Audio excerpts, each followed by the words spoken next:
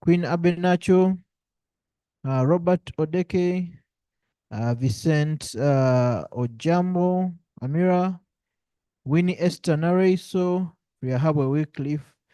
Thank you for tuning in. Okay, we'll be starting in a few, and today we have an amazing guest. Of course, we have our own Shalon tuning in all the way from Arusha. Shalon will be talking to us shortly, and thereafter we'll have our guests today. He's Mr. Stephen Mugabe Matthew. You will hear from him and you will learn from him. Those that have heard from him, you really know what he is capable of delivering. After that, we'll have a question and answer session where we'll hear from you, from what you would have presented, and any other thing that you think you need to know. And after that, we'll have our tea where the online team will miss, and then we'll be out of here. So I thank you so much for tuning in, and allow me just 1, 2, and then we get this rolling. Thank you.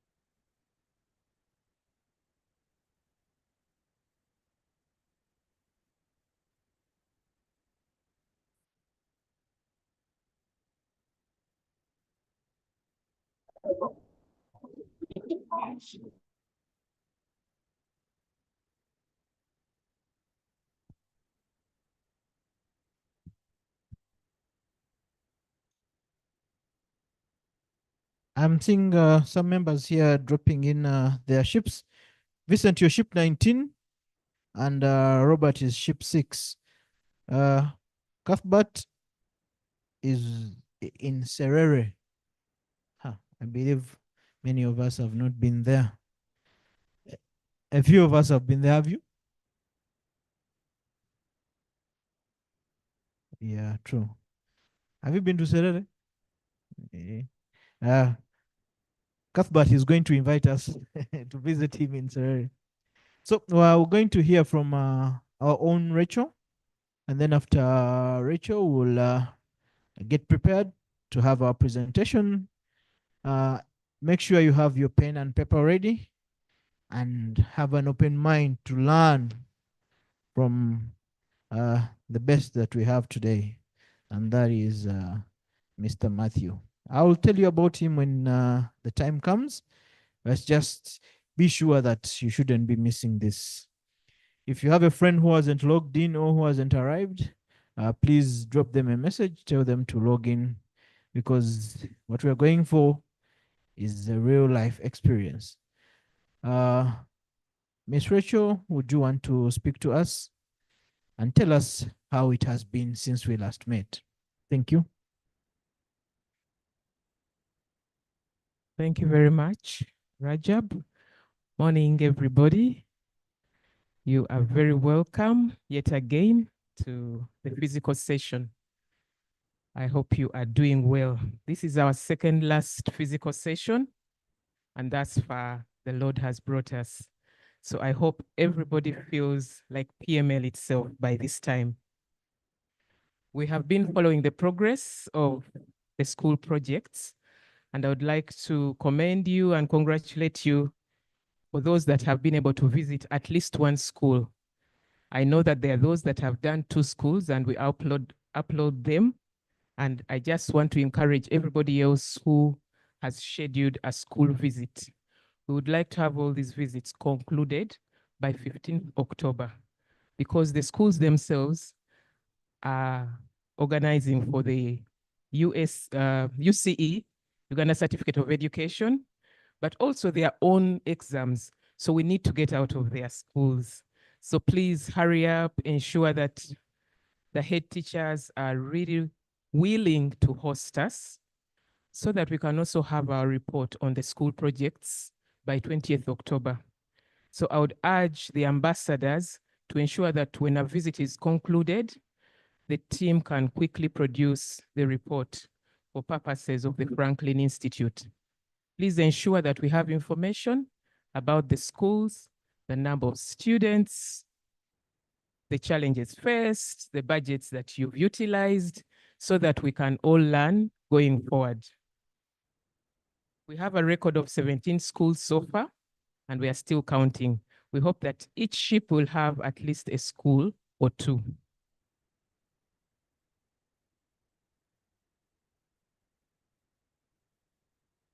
I do hope that we are attending the weekly sessions with Professor John McPeak.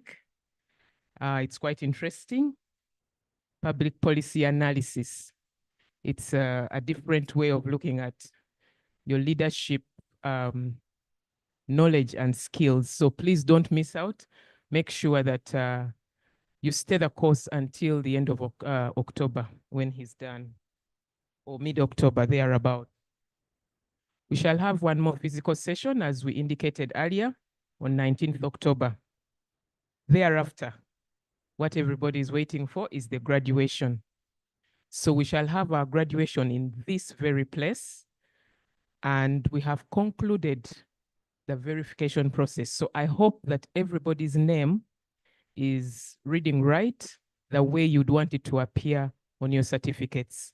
So we shall not be able to clean up any certificate after this. Why? It's very expensive. We print in color, we have to get our signatories, and of course we are working on this in collaboration with our other partners. So it's very challenging to take back certificates that have already been finalized. So make sure that we have everything in. We have our Annette from the Secretariat. If there's anything that you'd want to ask, this is the time, and she's seated at the back. Details of what each one of us is expected to do on graduation day will be coming out soon. So please look out for the information on the forums and inquire in case you feel that you don't have enough information on you. We shall be communicating and requesting you to turn up for that D-Day. I thank you once again for your commitment to this program. You've made it what it is. Without you, we would not have a PML 2024. So I would like to congratulate you and applaud you and ask you to stay until the end. Thank you so much, and I wish you a good session. Back to you, Rajab. Another round of applause, members. Are we so tired right in the morning? Really? No. No, no, no, no, no. Are we so tired right in the morning? No. Thank you so much, Rachel, for giving us that. And who of us has been to a school? Isaac, help me with the microphone.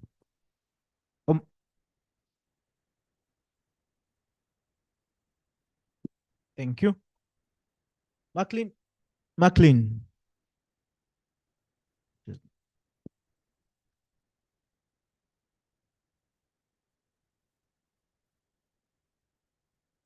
Just who of us has been to a school amongst us?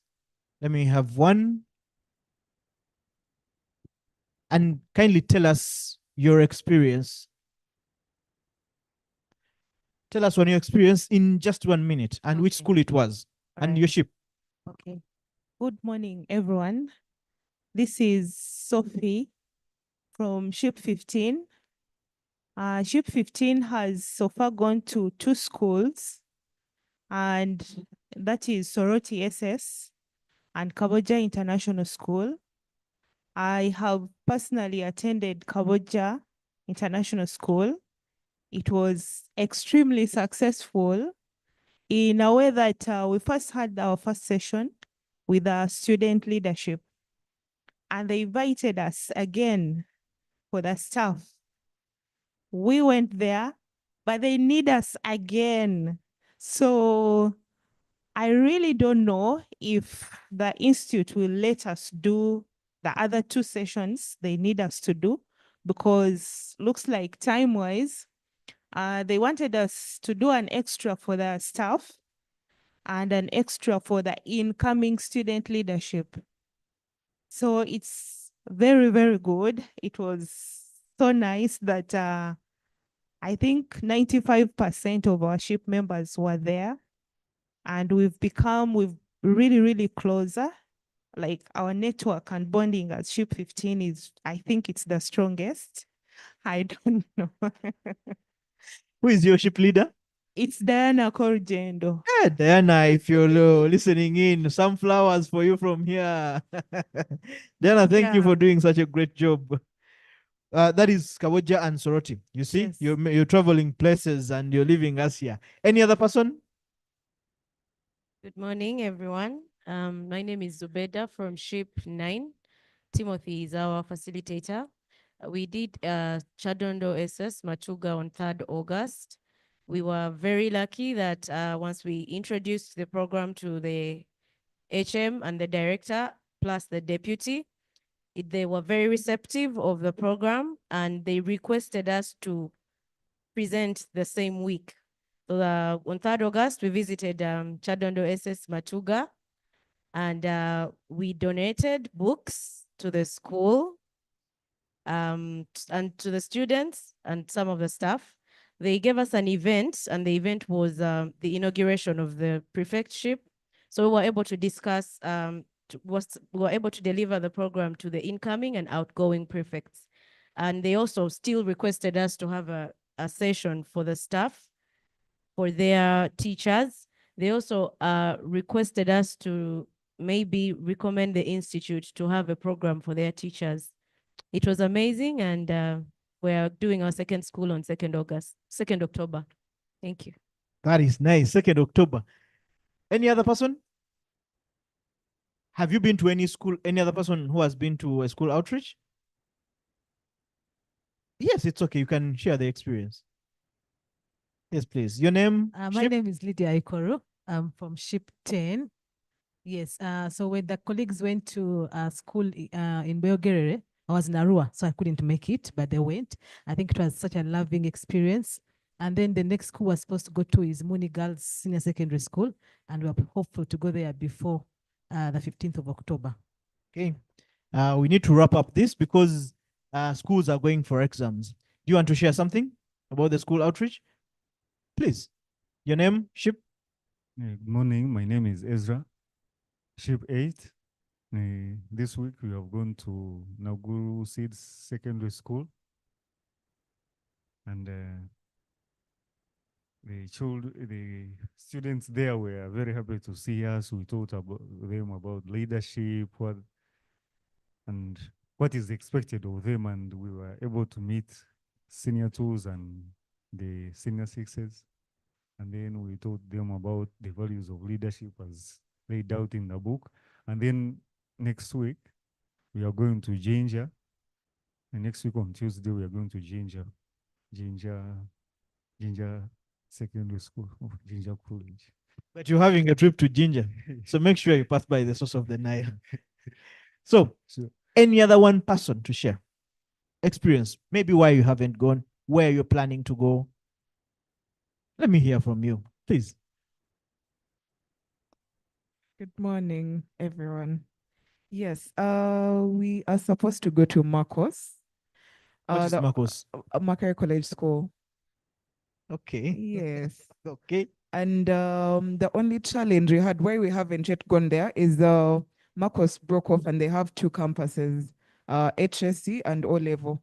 And the struggle was choosing whether to bring the other team to the main campus or take the other team to the HSC campus. But we are concluding those discussions, and most likely this weekend, Saturday, shall be going there. So is the other campus the one I see in Mulawa Kira or Chira, something? yes. Hey, okay. Okay.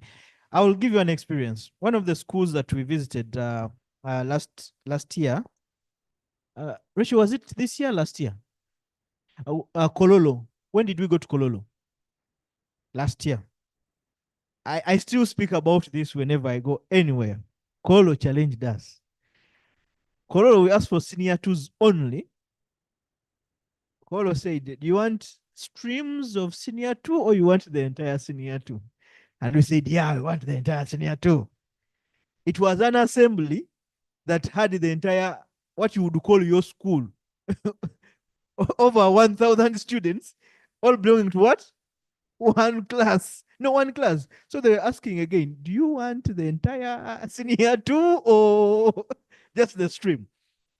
I remember I was on that assembly, but you could see from this end to the other end. And they'll tell you all these that you see are senior twos. Now we go for the breakaway sessions, now the smaller sessions. All the streams wanted to come. I said, we don't have any hall that can. And the other thing I also saw, the public address is inbuilt on the campus. Like there are speakers everywhere, meaning that you can't address there. But one thing that came out so well, if a program is good, it is easily embraced. Everyone was struggling to be part of it. And those that I actually missed were so bitter. Now, why did you come? Why did you only choose so and so? I said it was random. We didn't. Actually, it is your teachers that gave us these numbers. But then the program is coming to you, belong to these. Let's train these ones, then they come to you and disseminate. But it was an experience. Ship 2 went to Tropical. Tropical is around here. Who knows Kabaragala well? Where is Kabaragala? No, it is the other side, near FHRI, Foundation for Human Rights Initiative. We had a good reception. And one other beautiful thing about this outreach is getting received by different students from different walks of lives. You know, Kabalagala is diverse. So think about a class where someone is actually thinking of this program, taking it back to their home country in case things get better. And like, this is what we need in our country. If our leaders were thinking like this, wouldn't be at war, wouldn't be here as whatever way we are. So it is a good one. If you haven't, please make sure you do. And if you do, please share with us. Share those photos. When you share the photos, make sure you tag us, tag the institute, and tag everyone. Without wasting time, members, at this juncture, allow me introduce to you one of our own. There's a lot that can be said about him. First of all, are we excited to know who he is? Can I hear that from you? Can we give a big round of applause? Before I even tell you, 1, 2, 3. What is Penny? Penny is the mistress or master of that PML club. So, with us today here, members, allow me introduce Mr. Matthew Stephen Mugabe, a qualified advocate and legal professional with over 17 years of leadership experience in diverse fields, including, but not limited, to strategic leadership at senior management level. He has diverse facets of the tax administration, which he has ably done for the last over 10 years, and that is in tax litigation.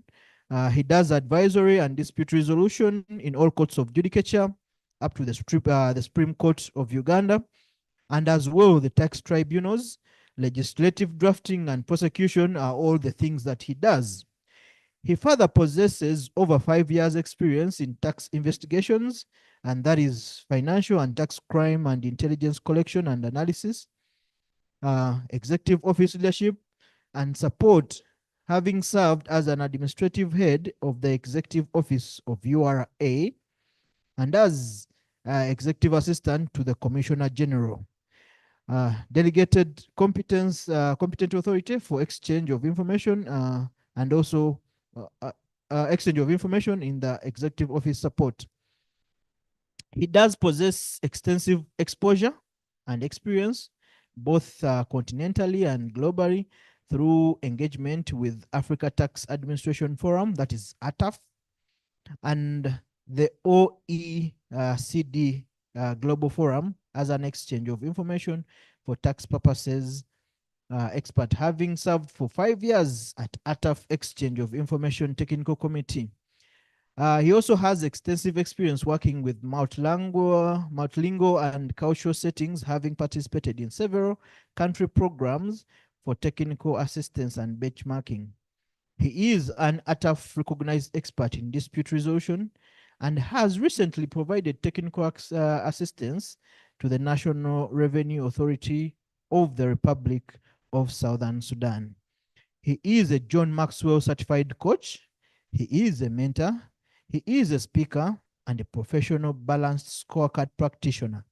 He possesses strong leadership skills with diverse attributes, including but not limited to team development. He has strong analytical skills. He has innovation with him, transparency, and great ability to adapt. As you've listened to all that, you need to know that he is born again. Do we have some born agains here? He is happily married, for that case, to a one lovely Kathy Mugabe for the last 15 years. And together, they have been blessed with 4 beautiful children. He holds a bachelor's degree in theology from the Life Christian University, Florida, USA. He does hold a bachelor's degree in law from UCU Mukono, a postgraduate diploma in legal practice from the LDC, and a master's of law in oil and gas from Gordon University, United Kingdom. That is the profile.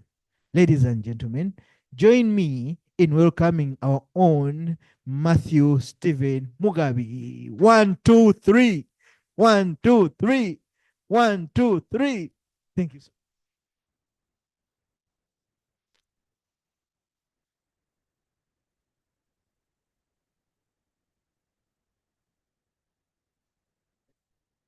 Good morning.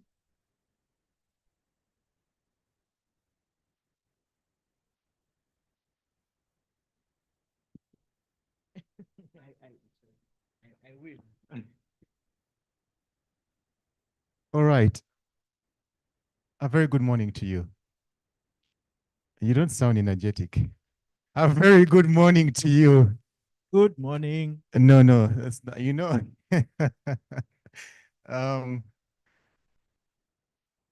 in another part of my life, I preach. So when I start asking you you understand where I'm coming from. Good morning to you. Yeah, that's a bit better. We're getting there. We're going to try it one more time. A very good morning to you. That's better. It gives me great pleasure to be with you this morning. I'm extremely delighted. I don't think that I would rather spend my Saturday, apart from my family, elsewhere. But being able to speak to people, to just share life, to share experience, to learn from you, to share the little I may know. And I'm looking forward to the next maybe 45 or so minutes of just engagement, questions, answers, and so on and so forth. But before I start, I would like to recognize in a very special way Mrs. Shalon Mugabe. Let's appreciate her. I know she's online. Excellent. All right, I need to hear that again. That's a good one. Where I come from at URA, we do Asante Sana. You must be staff of URA. Yeah, but I know it's a common pattern of clapping. So Shalon, from Arusha, we honor you. We recognize your leadership as team lead of Franklin Institute. I also would like to, in a special way, thank the leadership of the American Center for continuously dreaming with Franklin Institute and Shalon and the team, and for making this happen. Many times you have an idea, you have a vision, but you need a location. And so they have identified with this. I've been here several times, so I've seen the journey, and I'm really glad. So whoever is behind the scenes, whether it's at the reception, whether it's behind the sound, and those we may not know, we want to appreciate you. I would like to also recognize everybody else who is on Zoom. I may not be able to see your faces, but I trust there are a couple of people who are online, plus those who are here physically. Enough has been said about me. I'm not here to repeat that, but I think I want to start from what is most important to me. Number one, and I say it very unashamedly, I love God. I love God. I'm born again and have been so for, I do not know. I gave my life to Christ when I was 7 years, and I'm now 43. I'm sure I don't look it. Yeah, but gladly so and happily so, because everybody has something that holds them in life. And with your respect to whichever walk of faith you are, that's just my story. So that's number one. But number two is I'm grateful every day for family. You will see it as we go along that it features quite heavily up there. I am a married man, and happily so, with one wife, a very wonderful wife. She's called Catherine. I met her at campus, and I happen to have been a politician in those days. So I used my political skills. I was, anybody here from UCU by any chance? Oh, okay. So, but that was back, I'm not sure I should say the years. And I've told you my age, so it doesn't matter. That was from 2000 to 2004. And I happen to have been the member of parliament for non-residents. Now that happened to have been the biggest constituency in Uganda Christian University. I liked going for big things those days. So I went for the biggest constituency. A novice at politics, all I had was a mouth. I didn't have the money, I didn't have anything, but I had a mouth. That is capital. Somebody say capital. Your mouth is your capital. You can talk your way into the VIP lounge if you have a mouth. You can talk your way out of any problem if you have a mouth and you know what to say at the right time. But your mouth can also talk you into trouble. And I'm sure we might have some different experiences in that area. So, but I talked my way into politics and into unseating the incumbent back in that day, and he was popular.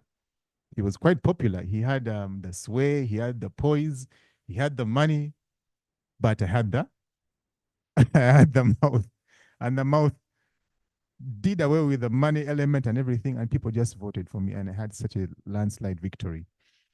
And it gets better because next year running, I went back for the same position.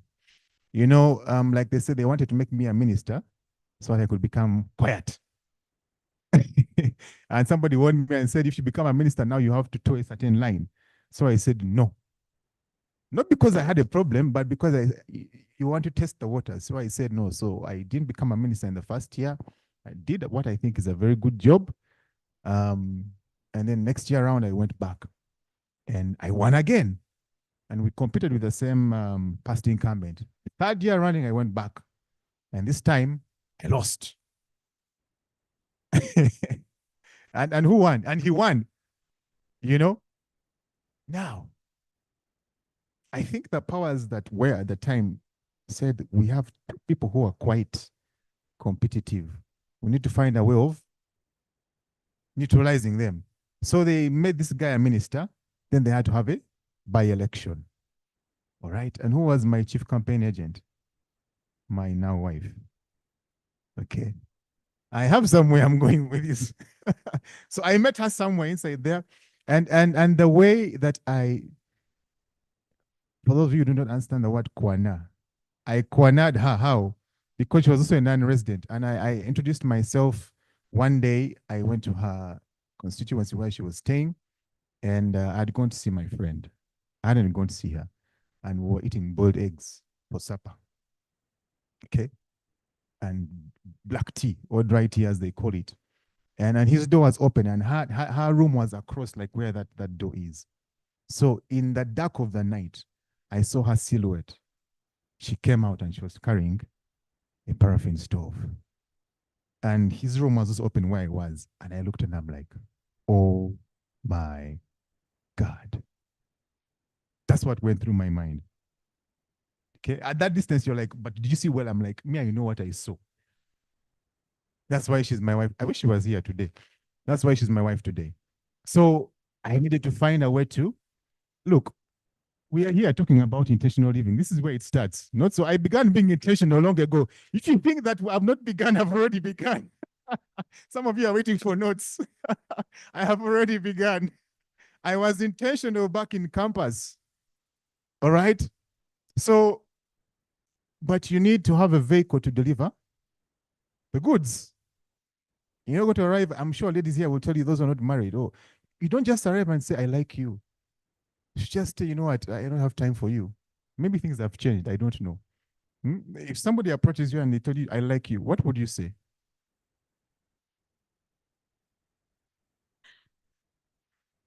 I think I would first look at them, scrutinize them, and think about my answer.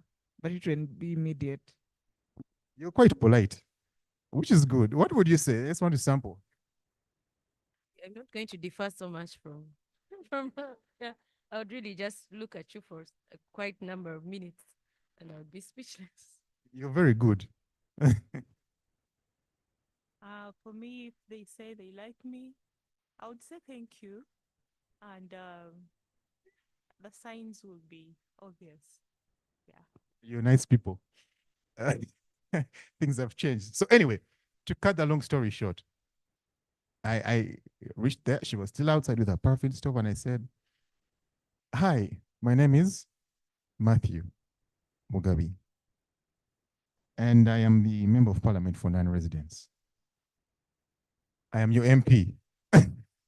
She stops, she looks at me like, okay, get done with it. You understand? I said, I just came to check on you to make sure you're okay. Have you settled in well? Is everything fine? What can I do for you? Yeah, I said, I check on everybody that's new, but my interests were different. And she said she wasn't impressed. Unfortunately, that's not the way I look at things. If she were here, I would have a conversation about that. Deep down, I know there's a chord that struck. So anyway, long story short, she's my wife today. I kept on being intentional about pursuing her to the point where she became my wife. All right? Somewhere inside there, competition is natural, not so. Men who are trying to get wives here. Rajab, do you have a Are you married yet? You have one. There are 3 others. You know, not all of us handle competition very well. Okay? Now, campus is campus. There might be competition. I was good at scanning the environment. I was not under any illusion that I might be the only one also. But I quickly realized that we were just 2 people who were remotely interested. But I knew deep down that of the 2 of us, me and some other guy, I was one who was genuinely, I knew myself. I knew my story, and I wanted to create it.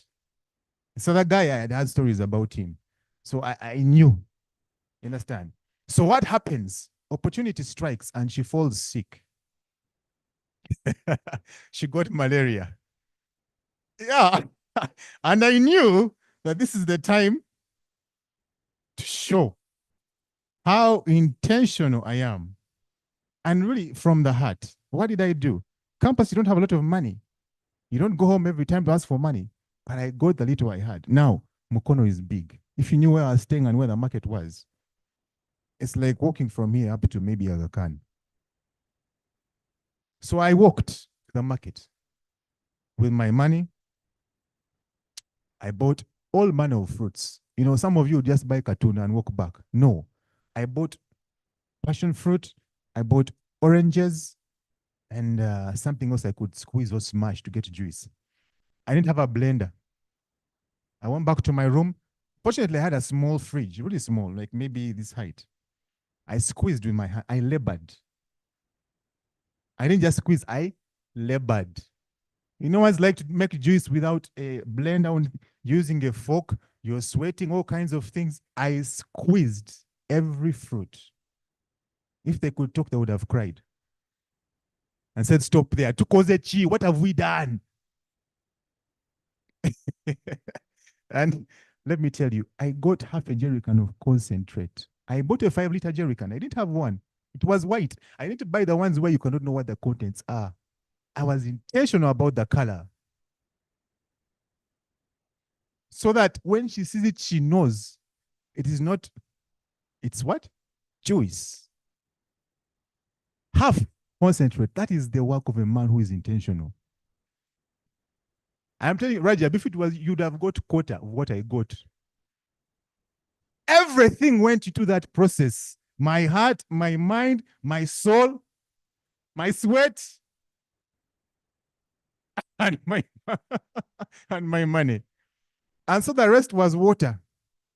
And then I put it into the fridge and I left it to chill. I caught my breath. After about 30 minutes, I pulled it out. The jerrycan was just dripping with. You can imagine.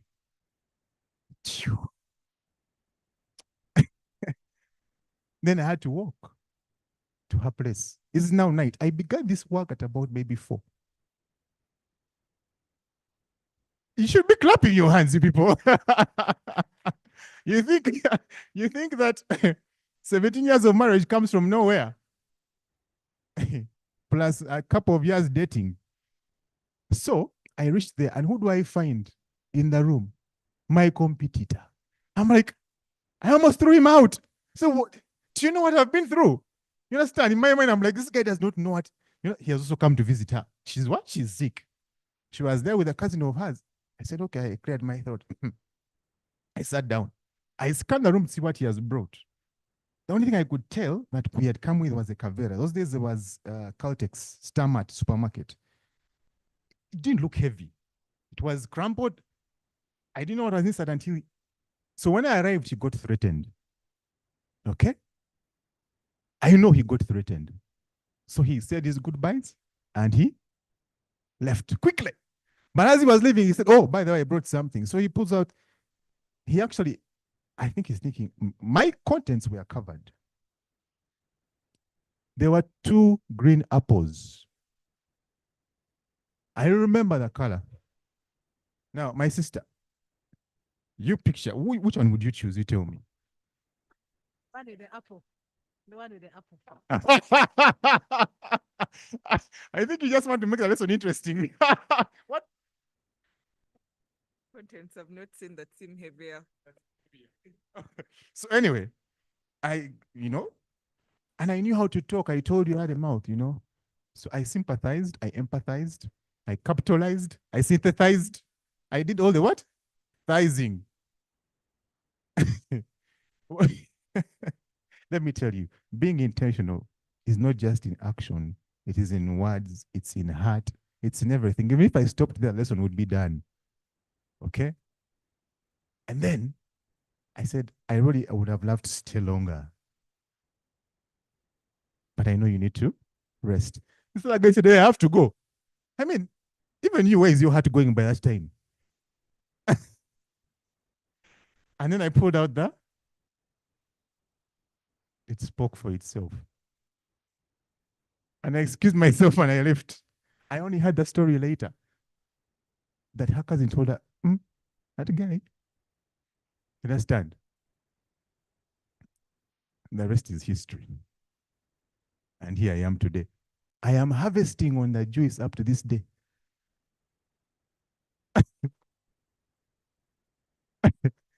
Even this week, I drank juice. Today, because of time, I just carried fruits. They're in the car. You can come and see them. But she would have made the juice. Ladies and gentlemen, welcome to the class of intentional living. Let's please go to the next slide. we've gone through that, so I'll not take time on that. Let's move to the next one. You'll allow me to refer to a few notes as we go along because there are some things I want to stress. So you could make that full screen if you don't mind. So we don't have to look at the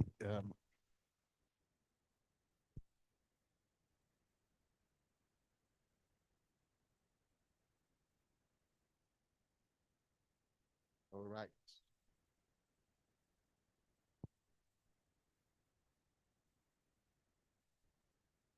Okay. So whether you're online today or you're here physically, you might be here sitting and saying, why does this matter? Why, if at all? I'm sure that question has pretty much been answered because of what I've just said. Because that's just one example of many. Life is not just about relationships. It's not just about meeting people and getting married. Of course, it's much more than that. The point is, if we want to get anything out of life, if you want your life to have meaning, to have significance, you have got to be intentional. Okay? There are so many people that are existing. There are very few people who are living. Very few. I look about URA, for instance. Every day we're about maybe now 3,500 strong or thereabout. If you were to stand at the entrance every single day and just observe people arriving, you would see so many expressions on people's faces. And each of those expressions, and not only just expressions, but even the way they walk, even the way they dress in itself is saying so much. Okay? Some people arrive and they're looking tired, you understand, in the morning. And really, you can't blame them. Maybe you had a rough night. Maybe you woke up in the night and said, Mama, you understand? It can go as far back as that. Nightmares, you understand? So you can make judgments and all kinds of things. That's not my point. My point is, then you also see people who are, it's not being intentional is not about having so much money. It's about what you do with what you have. Okay? Let me talk about dressing, for instance.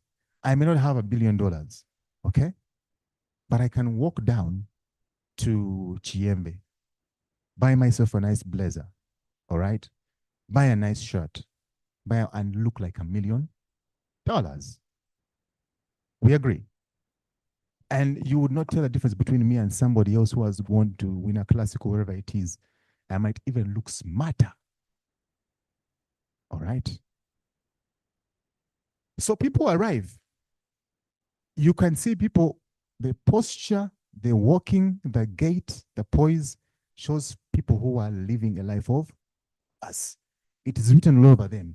Their walking is intentional. It has purpose behind it. They are, there's a focus, there's a what? You understand? And then there are people who are literally dragging their feet. And it shows. It shows, it speaks loud. So why should we live intentionally? Because you get the opportunity to make a difference. You get the opportunity to live a life of significance. And a life of significance is not just one that changes yourself, but also impacts others. All right? It impacts others. There is no way that you can live a life of significance unless you are impacting others, making a difference in the lives of somebody out there. I hope we are together. Intentional people get somewhere. Many people think life is just going to happen, so you wait for life to happen to you. Echiba, chibe. You understand? No, you can define how your life is going to turn out. Okay? By the intentionality of how you go about it. I hope we're together. You get to define the kind of life that you want to live by the choices that you make. And that's what intentional living is all about. So the next few things I'm going to share are based on the book written by John Maxwell, I know you know that this entire program is based on John Maxwell's principles. So he wrote a book, Dr. John C. Maxwell, Intentional Living. It's a #1 bestseller. He's an author, a #1 best author. He has, for this particular book, sold over 26 million copies. But it's based on the principles that he himself began to feel led about many years ago. So what he shares in this book that I'm going to share are patterns, blueprints for intentional living that he himself has lived out, tried and tested, and so many other testaments to that by so many people around the world. John Maxwell is acclaimed. He's one of the world's best coaches, mentors, public speakers. He's also a pastor, for your information. You know, and for a long time he pastored a church until he felt called and led to go into this mainstream coaching, mentoring, and public speaking. So we are dealing with principles that are authoritative, that have been tried and have been tested. Let's move along, please. So this is the pattern that he has laid out in that book, if you take time to read, and I may not have the time to go through all the principles, but that's the blueprint for intentional living. That I want to make a difference, doing something that makes a difference with people who make a difference at a time that makes a difference. That's the pattern. I want to believe that you're here because you want to make a difference. The fact that you're in this room is a testament to the fact that you are already being intentional about your growth. You're being intentional about your self-development.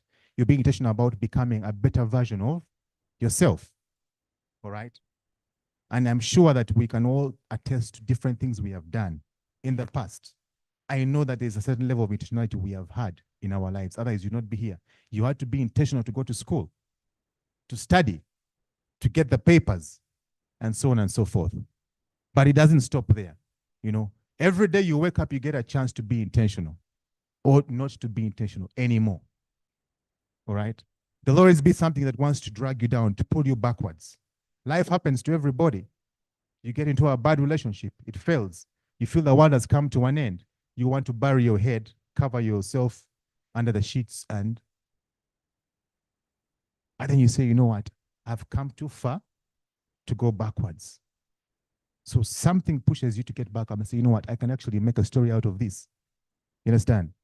So what do? You write a book. From the depth of your pain, you write a book. The book begins to help so many others. You get invited across the world, USA, because somebody read your book on a Kindle somewhere and said, we want to invite you. Come and speak to us about your story. You know, you see what I'm saying?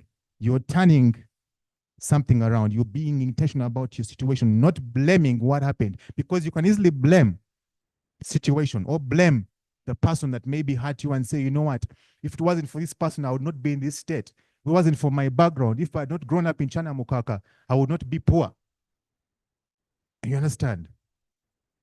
Because part of the reason why people are not intentional is because they are so good at blaming others, blaming situations, and not looking at yourself and saying, okay, fine, this may be the context, but what can I do about it? All right? So we blame circumstances. And I could go on and on. There are all kinds of situations people have gone through. I was reading a story, I think it was online. It shocked me. This is a 71-year-old man. He allowed his wife to be gang raped by over 50 men. He would drag her, she would pass out, and in one episode, 50 men gang raped her. It was CNN. Yeah, I think that's where I saw it. I was just in shock, complete shock. And she, man, I have respect for that lady. So the guy is being tried. She comes to court. Wow. She comes to court to testify and everything. Now that's an intentional woman. All right. And I don't know the entire story, but my point is, okay, one is bad. 50. And she's still holding her head up. And I'm telling you, if God gives her life, that woman is going to have such a powerful story. Fine, it happened. She's not drowning in the blame and everything. She's doing something about it. All right? So, intentional living, I want to stress this because this is the blueprint. I want to make a difference. You must want to make a difference. Okay? And many times we say, okay, I don't have the platform. I don't know the people. Start where you are. All right? Even if it's in a home setting, or if you're a single man and you're in your two-roomed house, but you have neighbors, start in that environment. Make a difference there. Sometimes we want the big platforms before starting with where we are. Start where you are. You're in a family. Make a difference with your child. Make a difference with your wife. You know, maybe you've not bought your wife a dress in a long time. Be intentional this time. Go and buy her a dress. All right? It sounds too simplistic, but that's how it starts. And you see the smile, you see the reaction, you see everything. Then you are trusted with more. In another class, you learn that leadership is about influence. Okay? So for influence to increase, you have to be trusted with people. And to be trusted with people, you have to be intentional about people. All right? Doing something that makes a difference. There is always an opportunity to do something that makes a difference. All right? You don't have to start big, but do something that makes a difference. And many times you look and you're like, what do I have that can make a difference? You always have something. You have to just look within. Either it's a story, either it's an experience. You understand? Your experience might be the same thing that somebody's going through, and that's all you need to be able to impact somebody. Now that person goes and tells somebody, and before you know it, they're inviting you, and the platform is created. Maybe you struggled in math, and that's the something that can make a difference. I heard you talking about going to schools. You understand? You're like, what am I going to say? Your struggle was math. So when they say stand up and speak, you're like, you know what? I know there are many who are struggling in math. I am one of them. This is my story. By the time you're done, you will see 100 people saying, can I talk to you, madam? Can I get your number? Can I get your WhatsApp number? You're making a difference. You're using your story, your experience, you're putting yourself there, and you're beginning to. With people who make a difference. Who are the people that make a difference? Everybody around you. Everybody around you. And that's the problem sometimes, because we want, if I don't meet Patrick Butature, I can't make a difference. You understand? If it's not with John Musinguzi, I can't make a difference. No, start right where you are. We've talked about that. At a time that makes, what's that time that makes a difference? Now. Not later. Now. All right? In other words, even after you're done today, start. Okay? Procrastination is one of the greatest enemies of destiny. You're like, you know what? I had a football match to watch. Man U game is at 7. You know? So you push it to tomorrow. Then tomorrow something happens. Before you know it, 1 week has gone by, you're back here on Saturday. A different class. They ask you, so Mr. Mugabe was here last Saturday. How many of you have had an impact this week? Like, and you're scratching your head because the week went by somehow because you let other things come in. So that's the blueprint that John Maxwell lays out. Let's move along.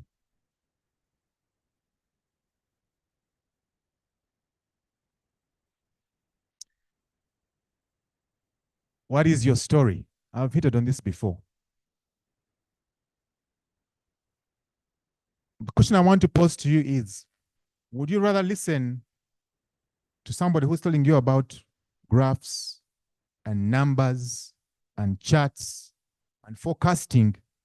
Yeah? Or would you rather listen to somebody who's telling you about a story that evokes emotion and takes you through the challenges they went through and how they overcame? Which of those two would you choose? The story. Why? Why would you choose the story? Yes, please. Stories can have experiences or lessons to pick something from, things that could easily relate to you because either you're going through them or they speak to you. Appreciate her. Because they speak to you, speak to something you might be going through or different things. The point is, everyone has a story. You and I get to write our stories. All right? You and I get to write our stories and how they are written and how they are told. Okay? You have a story. If we took time to ask you, you would tell us such an amazing story. Last time I did this class, we had about 3 people who told their stories. And you could see just when he began, you just looked at the expressions on people's faces. They would turn depending on what the story is like and how it's winding. You understand? At some point, because he's talking about a sad part, the face goes like this. Then he goes to that point of overcoming and you see people brightening up. Everybody has a story. What is your story? You decide how it's written and how it's told. Okay? What do you want your story to be? You are the author. Okay? You are the author. Do not let anybody else write your story for you. Yes, you might have grown up in a situation or in a family where people looked down on you. They spoke ill of you. You never amount to anything. Somebody was trying to write your story. Okay? But the fact that you're here today means you have chosen to write the story for yourself. Okay? You have chosen to change the narrative. You have chosen to rewrite certain things. You will never be a leader. You're in the process right now of becoming what? You are writing. You decided to take up the pen and say, I'm going to author my story for myself. Have you thought about what you want your life to be? Many times we think certain things are beyond us because I'm now 43, I'm now 45, I'm 50. So there are things you pack and you forget. Have you thought about what you want your life to be? Because all these things are what begin to catalyze you towards intentional living. What do you want your story to be? Okay? Again, the fact that you're here means there's something in the area of leadership and impact that you want. So you're writing that part. But beyond that, what do you want your story to be? What do you want your life to be? Or is life just happening to you?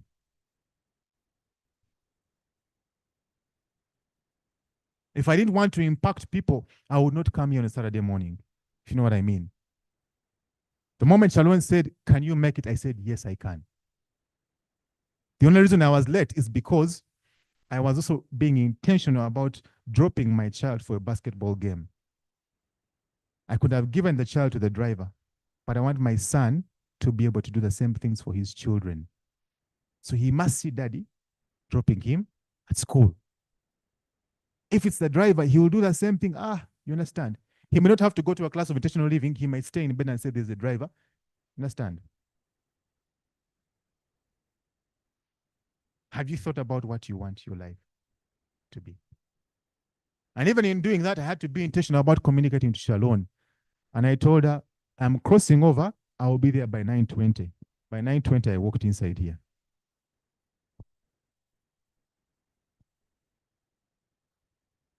John Maxwell says, if your story isn't as meaningful or significant or compelling as you want it to be, you can change it. All right? So think about your story now. I don't know your story. I don't know you. I'm seeing you for the first time. So you're your own judge about the story of your life to this day. So think about it. All right? Just think about it for a moment. Is it compelling? Is it significant enough for yourself? Is it meaningful?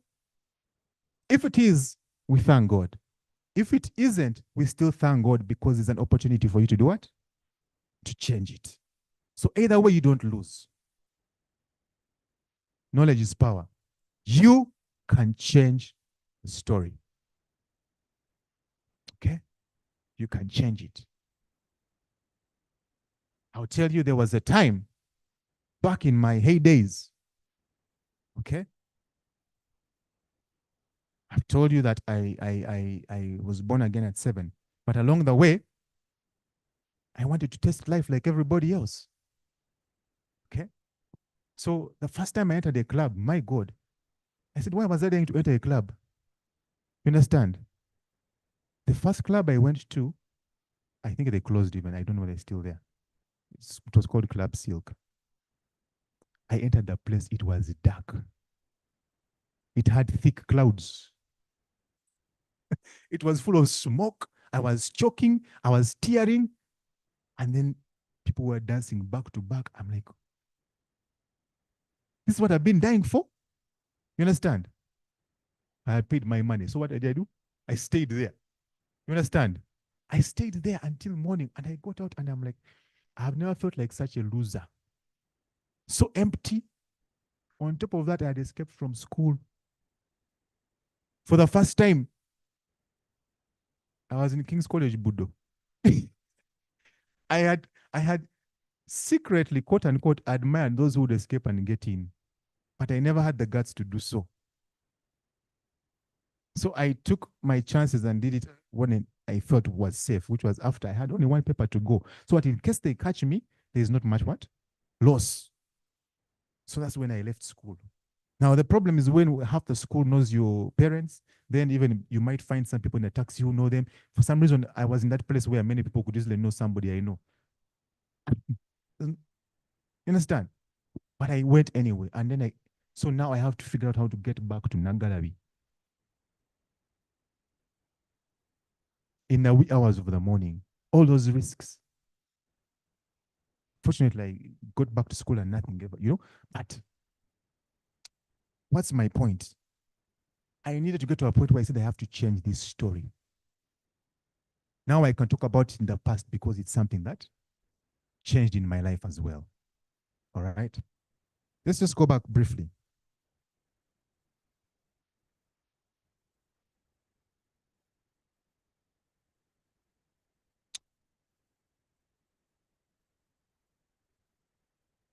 What I wanted to emphasize, no, just next slide, please. Yeah, right there. If you feel that your life is meaningless, change it. Dare to dream. Okay? Dare to dream. I'm going to use a lot of examples because I know that they will speak to you. Dare to dream. Dreams are powerful if you put them into action. Okay? They are very powerful. So dream, plan and take action and live each day intentionally, not occasionally. Okay? Because that's the other part we struggle with. I'm intentional today, then tomorrow, I stop. Then I pick it up on Sunday after I'm motivated by a sermon. Monday, you start with gas. Wednesday, you're now what? Load shedding. Okay? By Friday, you're just in trouble. Then you come back Saturday here and you hear Mrs. Mugabe and you fire. You understand? Live each day. Even if you don't have a job, maybe I'm speaking to someone who doesn't have a job here, you can still be intentional as you're waiting for the job. I know what it means not to have a job because I looked for a job for quite some time. But I would wake up every day, even when I didn't have transport. One thing I did was I printed my CV. It was not long, but I made it long. 3 pages, double spaced everything, so it looks heavy. I did that. But really, in all fairness, it was 1 page at a time. And I invested in brown khaki envelopes, A4. And I walked when I needed to walk. Other times I would have money for a taxi. And I went to every office looking for a lawyer fresh out of Law Development Center. I walked the streets of Kampala. I first started with my environment, trying to make a difference. I walked the whole of Makerere, they put me down. Then I went to town. I enlarged my territory. And I went to town and I walked. After some point, I stopped looking for legal jobs. Now I said, let me expand my reach. I went to Mukwano Industries there. I said, do you have work? It was no longer about a job. Do you have work? I just want work. That's my story. And even then they said, no, you're not. Then they told me, now you're too qualified. I said, but I want work.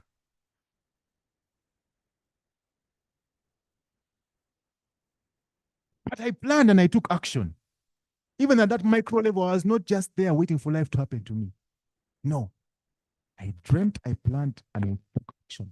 And I was intentional about every day. The worst thing you can do is wake up, even if you have nothing to do, and sit and flip channels and go to bed. At least you have a smartphone. Learn something new. You understand? Learn something new. Don't let the sun go down without having learned something new. You'll have been intentional. And that new thing you have learned might be the question they ask you in your interview. Or just look up and learn how to sit for interviews. You understand? Google is such a powerful engine. Look at aptitude tests, because most of these employers now, you understand, will take you through an aptitude test. All right. If you can't do that, because again, there are some who are job seekers, there are others who are job creators. Walk to a place where they're making blocks. Just say, I'm here to learn. You understand? Learn. Nobody's going to charge you for that. Like, embani saba ntule wano butuzi, njige koli chenkola chi, cheso kuiga. You understand? Then you also have to break the barriers. You're like, but I'm a lady, this work is too hard for me. But you might own a business of making blocks. You understand? So sit there anyway and be intentional. All right? Each day. To live a life that matters requires you to be intentional, making daily decisions to bring a positive change in the lives of others. So it's not just you, but also in the lives of others. All right? A daily decision to bring about positive change in the lives of others. Let's go on, please.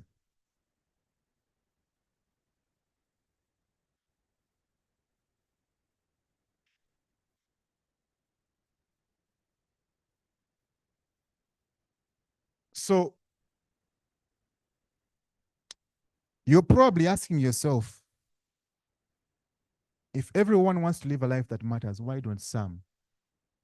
Why do some live a life that matters? Why don't others do so? Very simply put, how many of you have moved on Kampala streets? Probably all of us. You've seen rubbish on the streets, you've seen different things. You're in a taxi, you're walking, you're chatting with a friend. Two types of conversations that take place.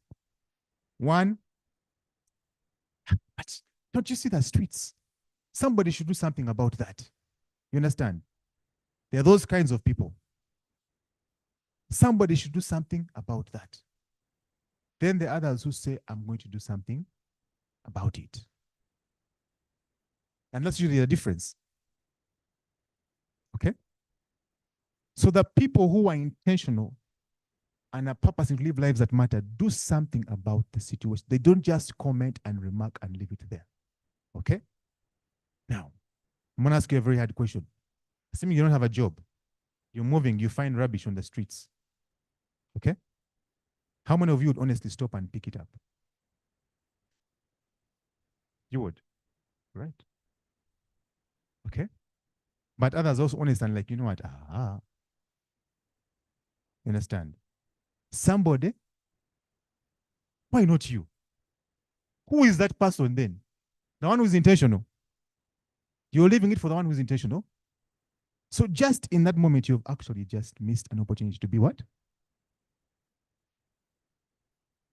Sometimes it's okay. Let's hear that. Example, at let's say at home, the road is really bad. Like for example, there is in Entebbe there, Kasenyi Road. It is one of the worst roads. It has like a lot of dust. A private company, offered to help people. Women were falling down, vehicles can't move, borders are hiking the prices just because of the road. If it rains, it's definitely muddy and sleepy. And if it is hot, the dust is the worst. So they offered, let's do this. But they couldn't. Why? Because the law doesn't allow them. Those are exceptions. But also, and I know what you're talking about, the law doesn't allow you, okay? Let me tell you what I would do in that scenario, okay? Because I know me. I'm the kind of person that does not stop until I know it is not going to happen. I go for it. Okay. So at that point, there are all kinds of limitations. Yes, the Lord. So if you stop at the law, fine. Okay. If I really want to do something about it, I would walk to the office and say, can I help? You understand? Can I help? Can I put some maram there? If they still say that the Lord does not allow you to do so, I will stop. You understand? But any right thinking person, like, aya kujuza utaka. Muleka atika uchi? Taka. You understand? If you get to that point and there's nothing you can do, at least you've tried. Well and good. You've gone as far as you can go. All right? But it's a very good example. Yeah. So somebody should do something about it. And others decide to do something about it.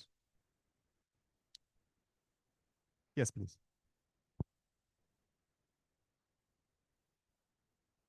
Mm. Mm. Now, I'm going to give you my story. Great. One time we were traveling in a taxi. One of the occupants had a soda, finished the soda, threw the bottle out of the window. I'm like, Conductor Massa. They stopped, moved out of the taxi, went, picked the bottle, brought it back to him and told him, you know what? We are in transit. Get this bottle, drop it in the car. When the car parks in their parking and so on, they'll pick it out on cleaning and put it where it is it's meant to be. The guy was like, you know, Uganda,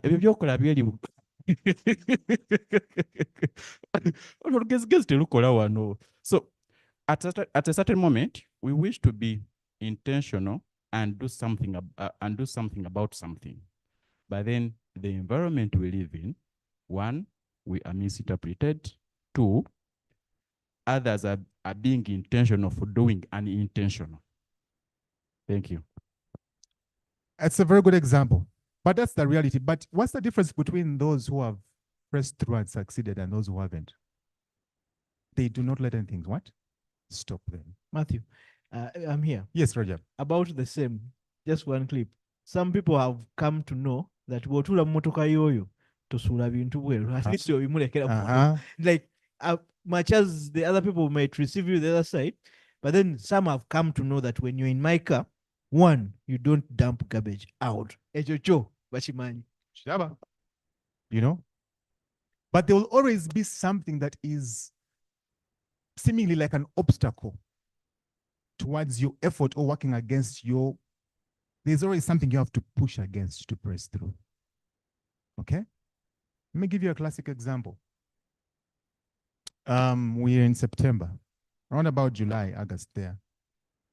I wanted to travel with my wife to go to Berlin. We were going not even for work, to go and preach the gospel. Okay? My church could have funded me. Okay? I said, no, we don't want to be a burden. Did I have the money? Yes. Was it readily available? Perhaps, but it was for a different purpose. And let me tell you why. Because we are in the middle of constructing our home. So we're going to know what a matofari, cement, aggregate, sand, and you're going to preach. Okay? It's a bit crazy. Eh?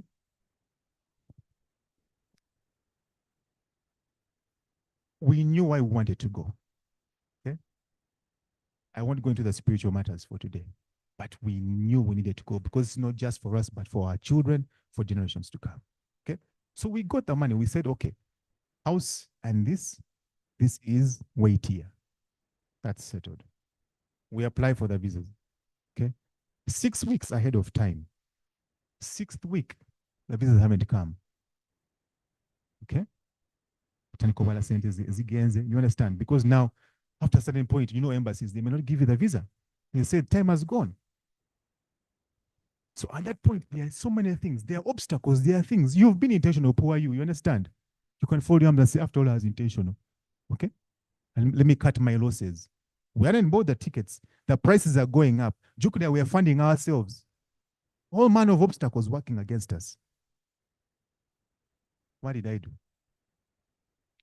I began calling the embassy directly. Okay. Now they would have told you that never call the embassy because it's part of the conditions they give you at the processing what? That don't call the embassy. So you look at it and you say, I won't call. Understand? It's okay, you don't call. You don't call, Kari. In the 6th week, you're not calling. No, I looked online, I found the number for the German embassy. I began to call. And I first time the woman is in. Second time, I'm like, I used my mouth. Began to use my mouth. It worked for me before. So before we know it, the lady is my friend. I don't even know her. Nenga tunyumia Uganda. Pichikuba. So third day, I'm like, you know what? Now it's time to get more intentional. I said, let me go to the embassy now. Forget about the handling service. I went to the embassy. I didn't know what to expect because back in the day, you would have everything submitted at German embassy and things had changed. I got there, straight to the security. I'm here to see the consular. Do you have an appointment? I said, no, but I want to see them. He said, but you can't. I said, you call. You understand? He called. He said, he didn't have an appointment. He told me, you don't have an appointment. You go. So I said, okay, I'll be wise the next time, quietly. I went back. When I got back to office, I called the lady. I said, kakati nyabo. Enchangena komawo. Chenkusaba. When they call you and they ask you, do you have an appointment? Please say yes. Okay? She laughed. I said, yeah, it's an important matter. I said, Kade, you come, we shall see. I told my wife next day, we are going to the embassy. She said, okay, she has learned me now. She followed. We got there. We found a different guy. Do you have an appointment? I said, yes. He called. She said, yes. They opened, we entered. As far as I'm concerned, at that point, we are now in Germany. You understand? I cannot, it's not Ugandan land. Yeah. So I said I'm not going out of here without my visa. Me, I've entered Germany. You understand? So I went there. We see her for the first time. You're like, you're the one all the time. I'm like, yeah, we're the Bambi, thank you so much. You've been amazing. This embassy would have been nothing without you. It's true. I'm not flattering her. You understand? She smiles. Before you know, she has what? Allowed us inside. I told her, now we are inside. I said, Sabi. We prayed. We knew what to do. We prayed. And we're praying. It took 45 minutes, but I could see activity. They pulled our passports out of a stack of passports and worked on them. Okay? Me, I'm just there calling my passport out. Favor. They called us. They gave us our passports with visas. And we walked out of Germany now to go to the real what? German land. Yeah. Okay. Now I go and check for the prices of tickets and they have skyrocketed. I said, okay. No kwalaza hotel, bichi. I said, okay, now get on another gear. More intentionality. I called an agent. I said, you don't know me, but my name is so-and-so. I am this. I promise you, I just want to pay for 1.5 passports. Who says that? I want to pay for 1.5 passports, or rather tickets. You don't do that in Kampala. She said, but I said, madam, everywhere I go, I find trust. You will be the first one not to trust me. She said, okay, you come. I paid for 1.5 tickets and we flew. The obstacles will be there. But how intentional are you to what? So it's important to put yourself in the story because that's where it starts from. To live a life of significance and being intentional, put yourself in the story. I was talking about blame.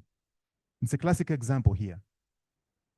We need to be present in the moment, taking stock of your experience and using them to help others. Okay? Couple that had problems.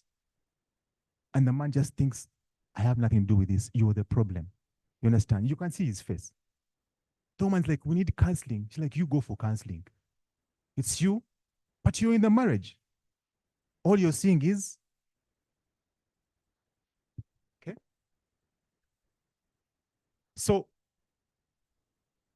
taking stock of your experiences and using them to help others, being front and center in your life that your story may influence others to make powerful positive changes in their lives. John Maxwell says it's easier to go from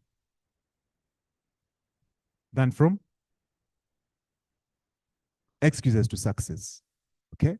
So putting yourself in your story means you recognize and accept your failures, means accepting responsibility, while making excuses is simply not taking responsibility for anything. Okay? Your story begins to change, your story begins to matter when you accept, but you capitalize on that to make a difference, to make a different story out of it. You understand? Half the books you've read that have motivated you are from people who failed, if not all of them, from people who actually failed. The reason you bought it is because you saw something that came out of the failure. That's why you bought the book. That's why you watched the movie, the true story movie. So when you don't take responsibility for your thoughts and actions, how can you live a life that matters? You're always blaming something else. How then will you live a life that matters? It's them, it's not me. It's the government, it's not me. And so on and so forth. Let's move along, please.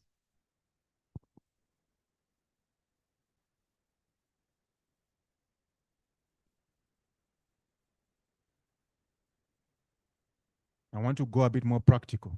Some real life examples. It is said that if you want to turn a vision into reality, you have to give 100% and never stop believing in your dream. Okay?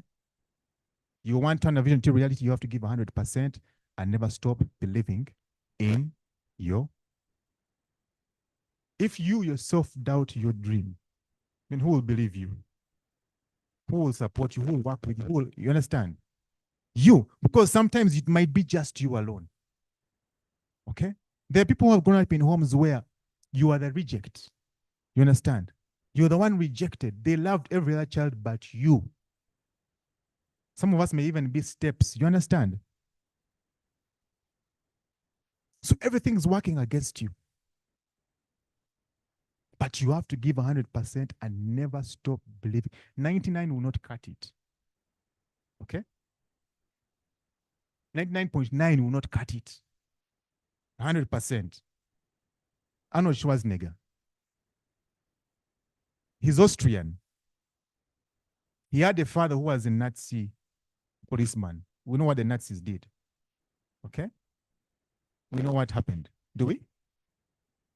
Okay. His father was extremely controlling. He would beat Arnold Schwarzenegger black and blue with belts. With belts.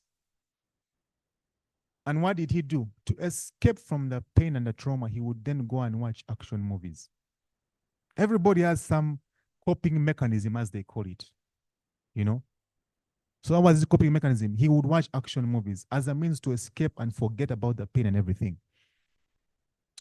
His dad wanted him to be a police officer like him. Okay? Now, I say this very carefully because sometimes we find ourselves trying to live the dream of our parents. Deep down, you don't feel it. And you actually have been mentored in that. You may even have finished your degree. Have you heard of people who go back after they have done the first degree and they go into something else? They go back to campus. Because yes, the father was an accountant, with due respect. You also did SCCPA, but you were not in the thing. I have a colleague who went back and did law school. He's 43. And he graduated and got done with his LDC, having been such a good account, because he didn't feel it. You know? So he refused to be controlled by his dad and to become a cop. What did he do? He took up bodybuilding. He skipped basic army training because at that time, at a certain level, you had to go for mandatory army training. He skipped it. Talk about defying the odds. What I want to see in all this is the intentionality, the thread of intentionality. Okay? He went to America with $20 at the age of 21. Some of us are saving all manner of money to start. I don't know what it is you want to start. You understand? He went, what he had was the spirit and $20. Okay, age was good at $20. And what did he do? By day, he was a bricklayer. And by night, he pursued acting. Think about that. Because he needs the money, he's a bricklayer by day. I was talking about going to learn how to what? Make blocks. You may not even have anything to do right now, but start where you are. To live a life that matters. His mind, his intention was, I must get to Hollywood at all costs. Remember, it began from escaping, putting himself in a story and beginning to focus elsewhere. The dream was birthed. To get to Hollywood, he has to go to America. Will $20 take him there? I don't know how he got there, but he got there. He had all kinds of limitations, like my brother there was sharing at the back, you know? Number one, strange body. Why? He was bodybuilding. That's his body. Not many people have that kind of body. Strange accent. Not the kind for the American society. A very long name, whose meaning is not very, very. Schwarzenegger means black nigger. Yeah. And also he was told by others he didn't stand a chance. So you have all that working against you. Do you lay down your horses and sleep? No, he began where he was. He began with small roles. I forget the first movie he acted. I forget it. But he began with very small roles. Okay?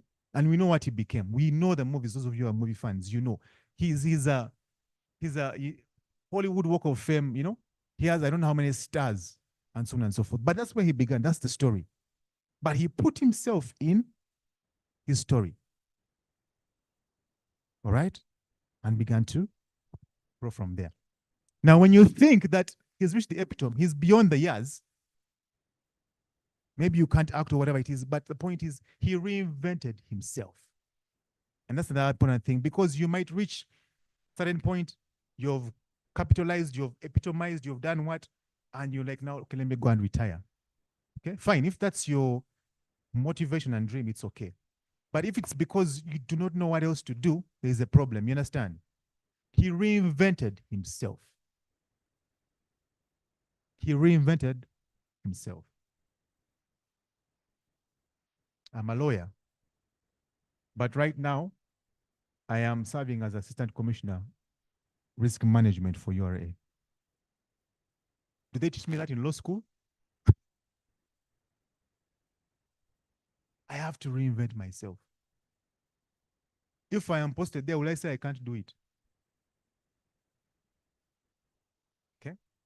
I have served as Assistant Commissioner in charge of Domestic Resource Mobilization Advisory Project. I am a lawyer. I have served as Assistant Commissioner Tax Investigations. I did not learn that in law school. I did that for 5 years. I served as the executive assistant. I was not told that in law school. I did it.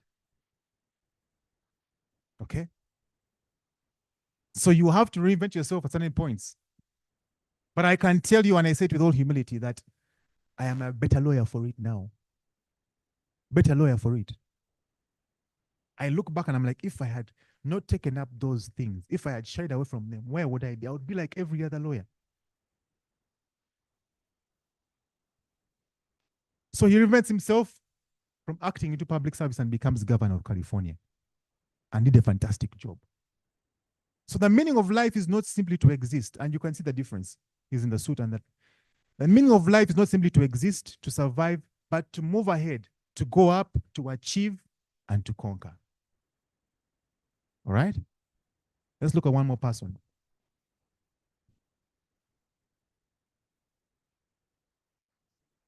Do we know who that is? Denzel Washington. I do not know how many of us know his story. But he was born in 1954. Parents divorced at 14 years. Okay? So he has the opportunity to blame and say, my parents were not there for me. You understand? My parents messed up my life. Okay? He was sent to private preparatory school in New York, miles away from his home at 14 years. But he says, and that's putting himself in the story, that decision changed my life because I wouldn't have survived in the direction I was going. Why? Because the guys he was hanging out with, his running buddies, combined at that time, had done about 40 years in jail. So you can tell he would have been there as well. His mates, the guys would play with, the guys would come to Franklin Institute with, assuming that is the case, you understand? Combined, they had done 40 years in jail. That was his group. He could have used that to blame and say, you know what, I can't make it. I have no reason to what? Live a life that matters, to pursue something of purpose. He says they were nice guys, but the street got them. Not only that, he faced discrimination early on in his career as a black actor in Hollywood. He faced rejection from casting directors who didn't believe he was leading man material. In other words, you can be a support actor. You can be an extra. People who, you just see them passing by on the street. Even your name is on a movie, but you're just passing by on the street and you say, the movie. They didn't think he could make it. He wanted to be a doctor before getting into acting. He began in the theater. Talk about starting where you are. He began in the theater. And in being in the theater, he met his wife, who? Paulette. Just like I met man where? My constituency. But I began where I was. You understand? The thing you're looking for might be right where you need to start from. And that's your biggest break. Your neighbor might be the son of a minister who is just living a vagabond life. You know what I mean? And you begin there, and then this boy goes back because you've rehabilitated him by telling him your story. He says, Dad, there's somebody I met who spoke to me and changed my life. And the father says, bring that person. And you meet him. And he says, I failed with my son. What can I do for you? Tell me anything. Tell me anything you want. So I just need a ticket to the US and a visa. You understand? Because you began where you were. The person that least looks like they are worthy of your beginning with, start with that person. There's this program on TV, one of the channels, I forget what it's called. It's Undercover Boss. Those of you who watch Undercover Boss, it's common in the US. So what they do is the boss disguises themselves as somebody else and arrives at work just to see what happens. You understand? How people treated and that kind of thing. Okay? So now if the employee is the kind of person who you segment your customer care depending on who is coming. There are examples from that TV program where the boss was treated badly because the employee was segmenting the customer care depending. And yet the same boss also saw people who were consistent in their service, irrespective of who it was. And at the end of the program, you see them being rewarded differently because of how they were, and others being rebuked. But he drives the message home. So after all those limitations, in 2022, he receives a presidential medal of freedom. The prize for being intentional comes from a price that you pay. Okay? And these are two examples. Let's move along. I want to begin to wind up slowly.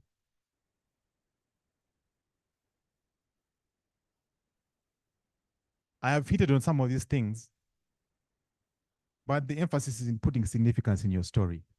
All right? I have talked about the fact that intentional living can be the hardest. But to live a life of significance, you have to put the desire to live intentionally at the forefront every single day. That's where significance is birthed. Okay? It also happens outside your comfort zone. Always outside your comfort zone. So establish what is your comfort zone and get out of that. All right? The fear of mistakes, not getting it right the first time, because many of us are perfectionists. It has to be right the first time. If it's not right, you understand? Well, whenever you're getting out of the comfort zone, there will be mistakes. But get out anyway and start. John Maxwell says, you won't do well the first time if you do anything. You don't know what you're doing when you start. Nobody is good at the beginning of doing something new. So get over it anyway. Get over it. Just start. Okay? Just start. Change is uncomfortable, it's challenging, but it is inevitable. And it goes hand in hand with intentional living. So you determine the level of discomfort you want. That is in your control. Many people like playing it safe. You determine. Avoiding it will never give you what you want out of life. It will never. It's true. It will never.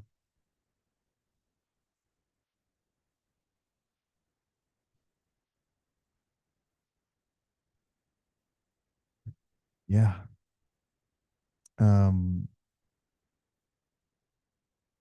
Let's move along. Let's move along. Sorry, there's a bit of a jumble there. But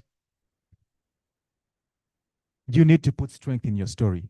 Your story might be weak, might not be much, but you can put strength into your story. All right? Number one, when you think about what you want to do, can you be the best in the world at what you do? Even at that point, your answers begin to get high. I don't know, I'm not sure. There are many, you begin listing Rajab, you list so and so, you're like, and you put yourself where you feel you fall. Let's turn the question around, okay? Why? Because for some reason, I don't want to say it's natural, but for some reason, we're always more focused on our weaknesses. Maybe because of where you're coming from, they said all these things about you, so you're working against all that, okay? So don't feel guilty about that. You can begin to become strength conscious, okay? Because there's a lot of good inside you.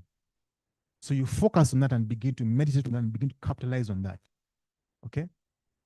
Then you begin to see yourself as significant and not as insignificant, okay? It's very easy for you to find where you fall by just listening to what you say, okay? Listen to yourself if that's possible. They throw you a challenge, you're like, okay, I'll try. Understand? That says something about you. As opposed to someone who says, bring it on. Big difference. Can you do this? I'll do my best. Sounds like a very good answer. Definitely I can do it. Big difference. Maybe because you've failed many times, so you're like, you know what, I'll try. You are so conscious of your past failures. But if you ask differently, can you be the best you in the world at what you do?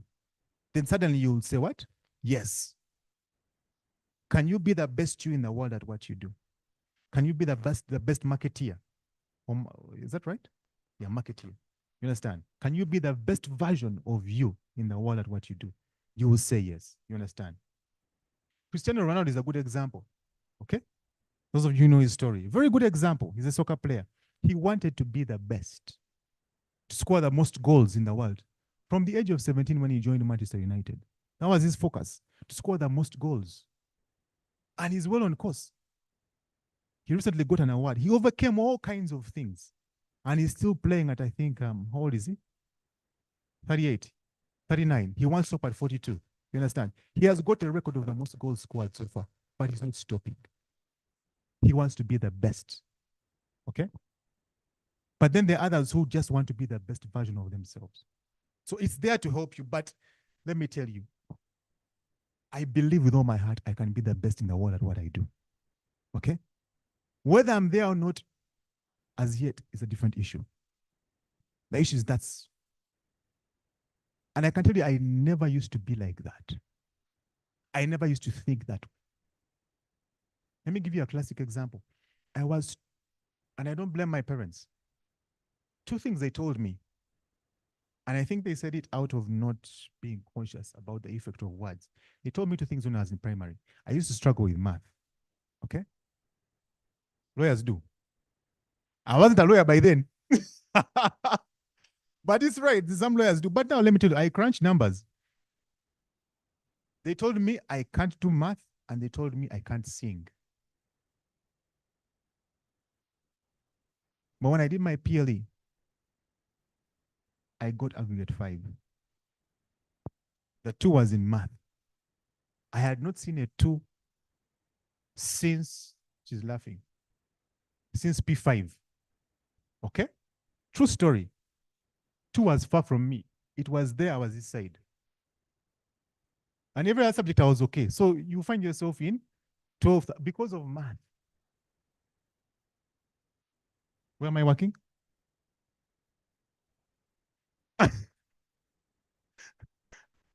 You get me? But I had to do certain things. I coached and I coached in math to get ready for PLE. And I also prayed. I prayed for breakthrough. Math became a topic on the prayer altar. But I was intentional about it, you understand? And when it mattered the most, I got that too. I don't know what happened. Maybe I must have missed by 1 or 2 marks, you understand? And I went to King's College, Budo. I would not have gone to Budo. It was my dream. I knew I needed a 4 or a 5. And I went. I thought you were going to clap.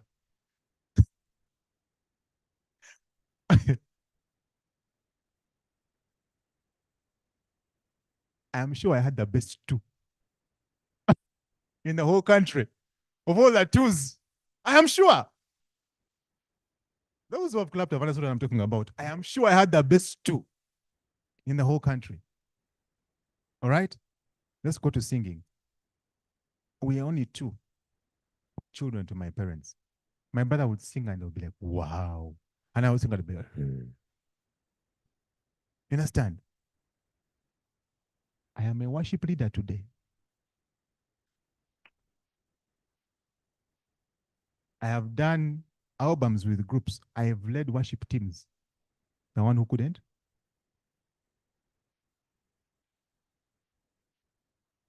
When I worship, people get healed. I'm not kidding. I'm not kidding.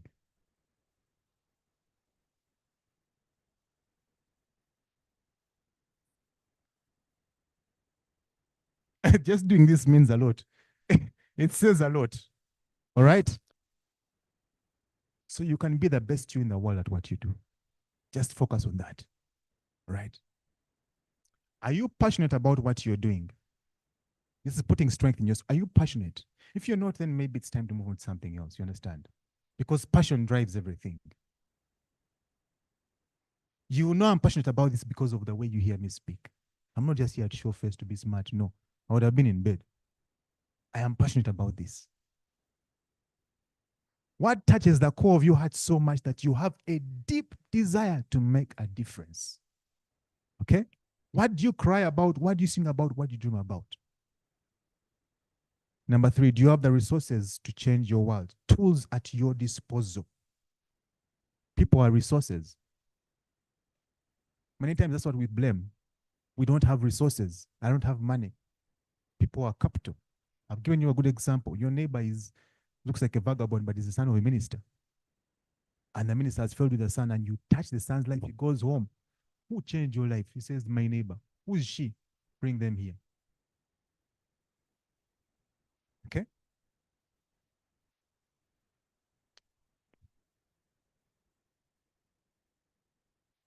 What would happen if you focused more on your strength, on the things you're good at, and you focus on strengthening them? Imagine what would happen. Imagine what would happen. How much more of an impact could you make in your world? Okay? You would agree with me that your influence would be so overwhelming. All right? Let me tell you the other thing I had to overcome. I could not stand in front of people to speak. Are you able to tell that now? Where did it go? I did it afraid. Now I can't wait to stand in front of people. I'm like, in fact, sometimes like, Banang, when's the next opportunity? When is it? You understand? Let's move along.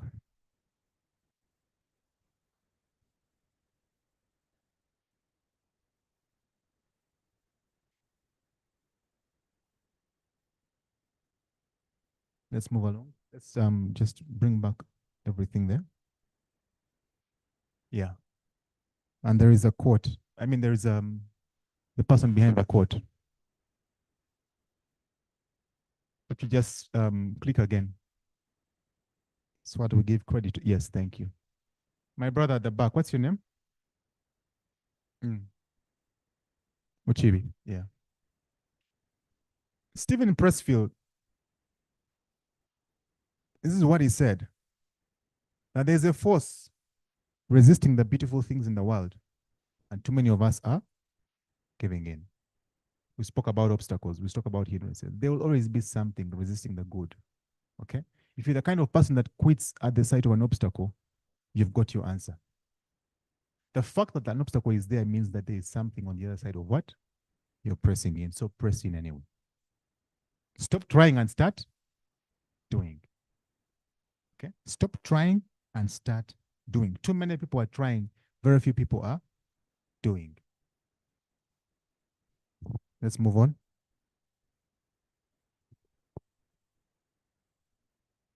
How many beautiful, impactful ideas have you had that have not borne fruit because you are trying your best instead of taking action by doing? How many? So many. Beautiful, impactful ideas, life-changing, probably contenders for Nobel Prizes. Okay? But they have not borne fruit because you are trying your best instead of taking action by doing. So you got the idea, what did you do? It kept here. You didn't put it on a paper. You didn't tell somebody about it. You understand? Just kept it here. God has given you such an amazing brain, such intelligence.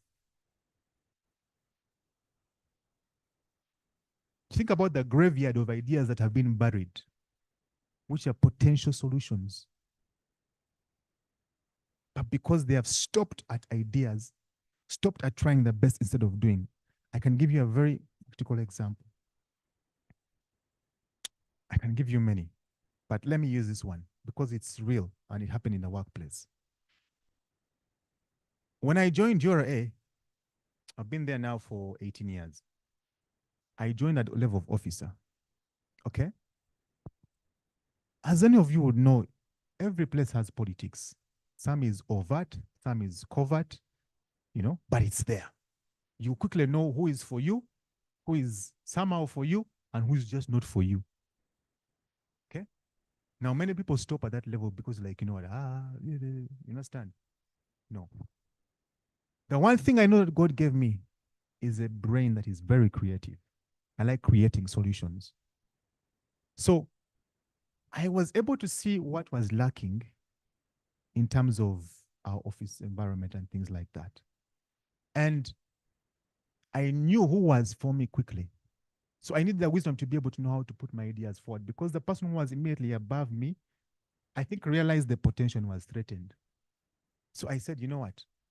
I can't make them my enemy, but I have to find a way of bringing him on board indirectly. So I would go to the boss and say, you know what? In fact, I would most of the time share my ideas on mail. So I copy in my immediate supervisor and I copy in the overall. The immediate will never reply. But as long as the overall has replied and has copied in the other one, the blessing is. So half the things I did came through like that. You cannot say I've sidestepped you. Now I'm informing him out of courtesy, but I know he's the one who is what? For me. Now let me tell you, one day, because soon even that was not enough. You've done what you can do and you're now thinking, okay, what can we do as a legal department? You're now thinking bigger. You understand? I got an idea in the bathroom. It was brilliant. It was about creating some kind of forum that brings all the legal departments on the African continent together under one umbrella to discuss tax as in-house legal departments. All right? I did what I've told you. I shared the idea like that. The person I knew was for me jumped on it and said, wow, this is an amazing idea. Can you put together a concept paper? I didn't even thought about that. For me, it was just an idea. But you see how it's so there? So I had never done a concept paper. Should I stop there and say I can't do it? No. I Googled, I found what concept papers have, contents. I put it together, shared it. Yeah, this is good. I'll get back to you. I didn't know what she was going to do with it. In South Africa, there is an organization called ATAF, Africa Tax Administration Forum. It brings together all the revenue authorities on the continent. The CGs, because I had shared this with the CG, go for meetings every year. She went. In one of the meetings, it was a council meeting for all the members, the CGs. She's there and she shares the idea. I have no idea. She just calls me and says, Matthew, I have just shared your idea with the council of ATAF. They think it's brilliant. They want to own it and run with it. So she said, we're going to put you in touch with somebody who's going to work with you to further develop the concept and customize it to ATAF. He got in touch. We worked on it. Let me cut the story short. In 2015, by this time, I'm already an assistant commissioner. My idea came as a manager. We had over 30 countries convening at the conference center, Serena, to launch that idea. It had been birthed into a concept from an idea in the bathroom. And 30 countries came. Ministers were there. I wish I had the photos to show you. And I can tell you idea after idea after idea that has come to life. Okay? Let me give you one more. Because sometimes it's only speaks when you're sharing real life examples. Those of you who have interacted with URA, you might have heard of eTax. And you might have seen the logo. It has 3 dots. Here's the E and the tax. Back in, I'm not good with years, but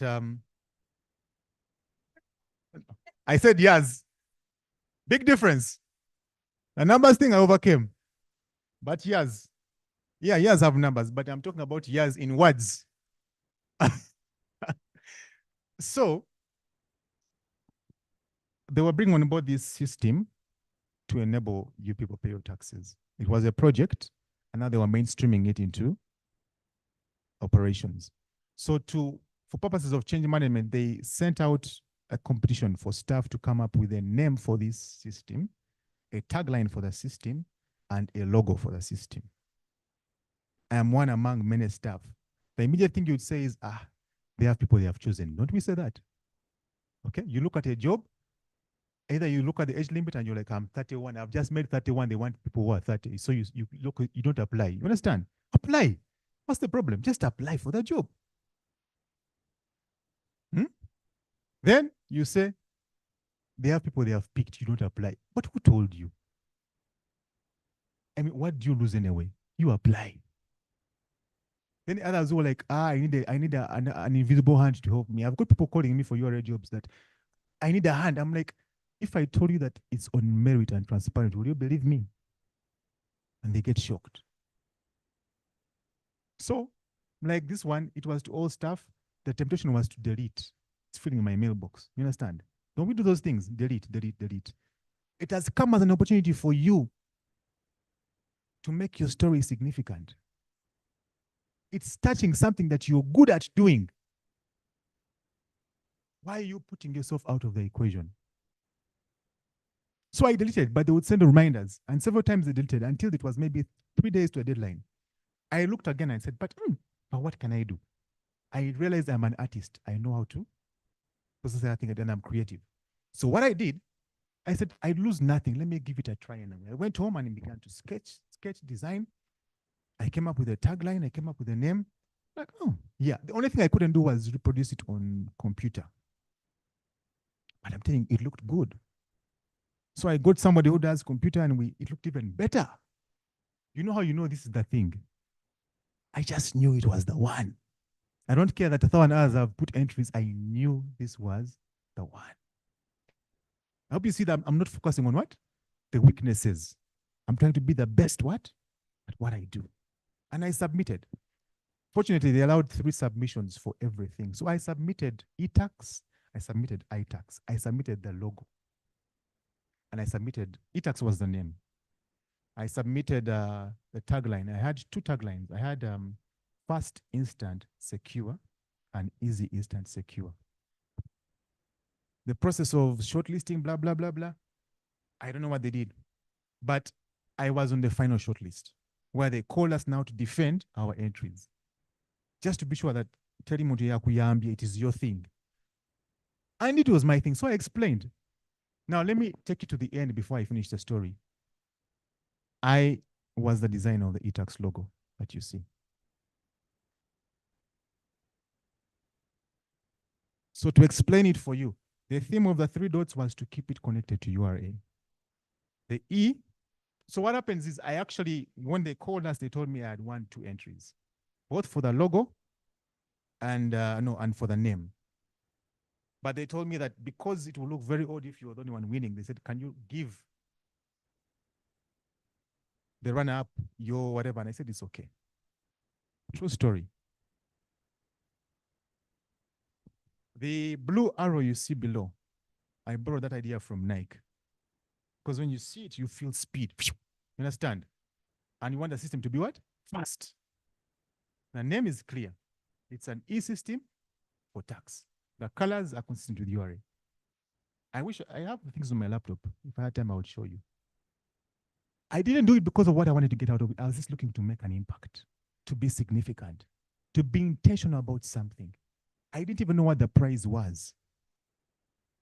Let me tell you what happened. A function was organized to reward the winners. We were 3. Tagline, logo, name. I took the logo. Let me tell you, you have no idea what's on the other side of your intentionality. It's a world of opportunities that open up to you. They called us for an event. I'd always wanted to shake the hand of Ellen Kajina. She was the CG those days. You know how she is. Just look at her and you feel like you're in heaven. So I just want to have a handshake. That's one of my ambitions. The ceremony happened there. The people behind the eTax, whatever, were Tata from India.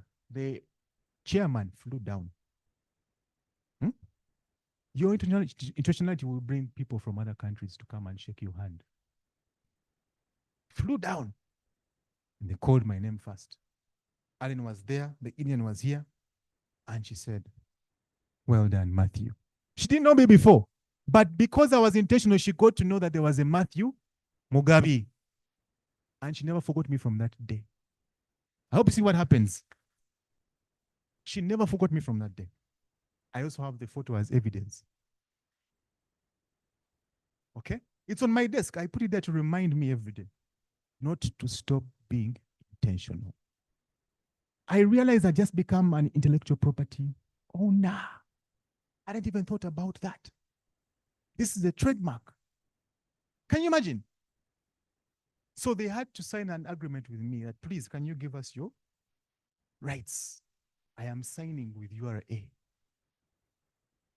Of course, they were wiser, so they limited me and they said the price is 3 million shillings. Those days were a lot of money. But if I had refused now, I would be such a wealthy man. I would be collecting royalties like this. Every time you log on eTax, the agreement is there. I assigned my property rights from being intentional. I got a gold watch, Tata. Don't tell me, ask me how it became black. This is not the one. I got a gold watch from Tata. All this was there on the other side of being intentional. No, it got spoiled. Yeah, it got spoiled. I have so many stories, but I just thought I should give you those examples. So I'll try my best. I touched on this. Your intentions are good, okay? But you're just placating without committing to something. It doesn't communicate to self and to others. I'll try my best. It sounds really good. You're Bambi, Bambi. You understand? You mean well, but it doesn't produce a life of significance.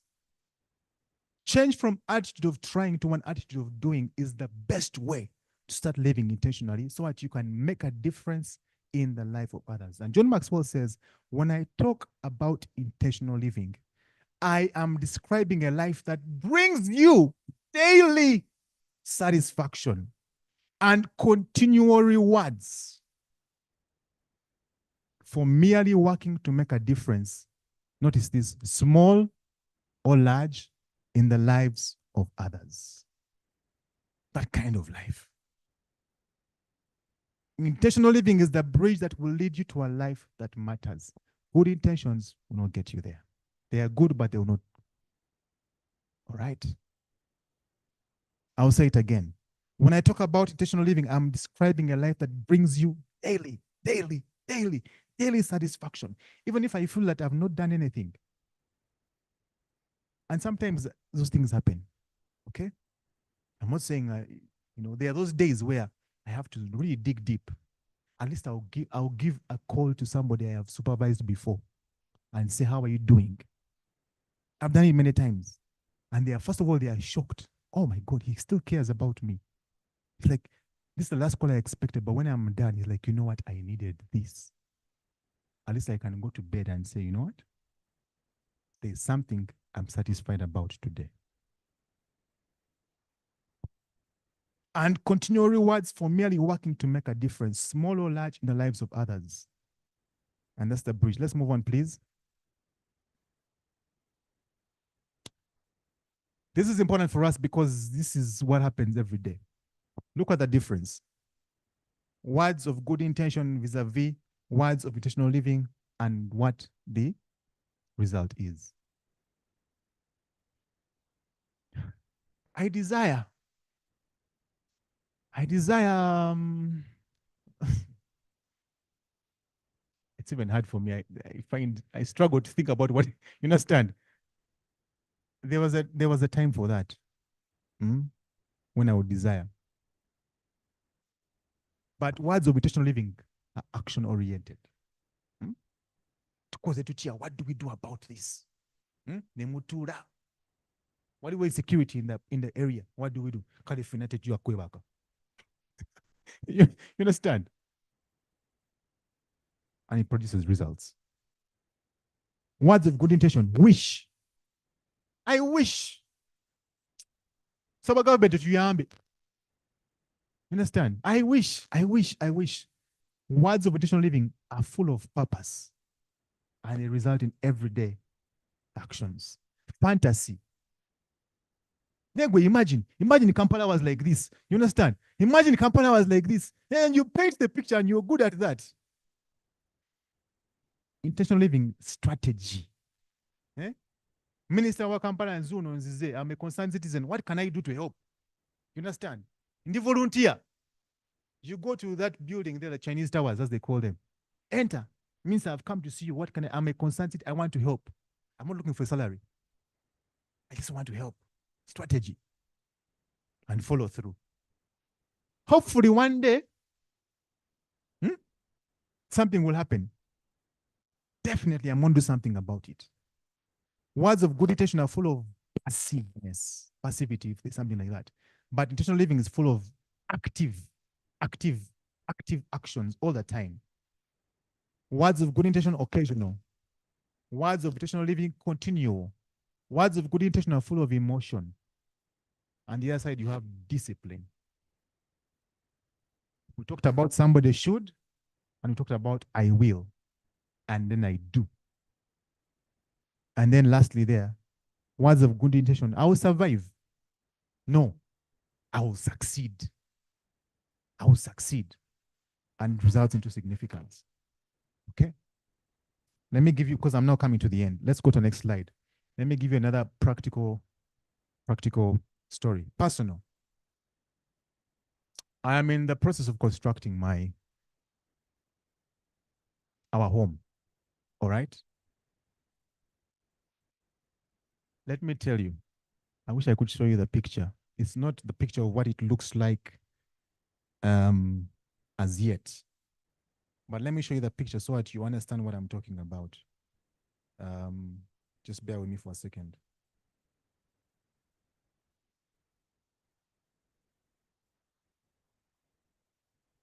Those on Zoom, I am not sure you'll be able to see this, so you'll bear with me. But for the benefit of those who are here, see if I can flip this around, and then I'll be done. Okay, so this is the dream. Okay, I'm not going to ask you whether it looks nice or what. That's, for me, it is what? The dream. Okay. Now ask me why. Couldn't we do a bungalow? Yes. I don't despise bungalows at all. I didn't grow up in one. So for me, a bungalow is big. I need to make that clear. Now let me tell you where the motivation is from. I didn't grow up in Uganda. We were outside the country because of the war. When we came back, and these are principles I've been talking about, we didn't come to a home of our own. We stayed with relatives for quite some time, moving from one home to another. And in those houses, we would only have a room to squeeze in, a family of 4, add to the others. We were initiated into broad daylight robberies and night robberies.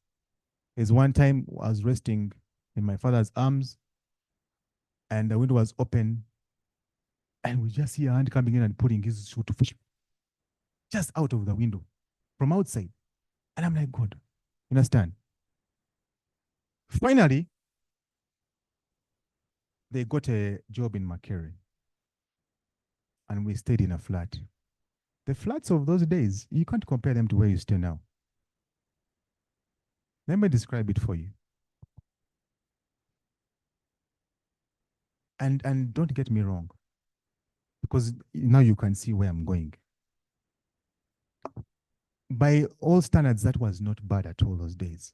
But again, I had questions. Why is this like this? Why is this like this? We had a toilet that the flush was never working. So we would get water and okay.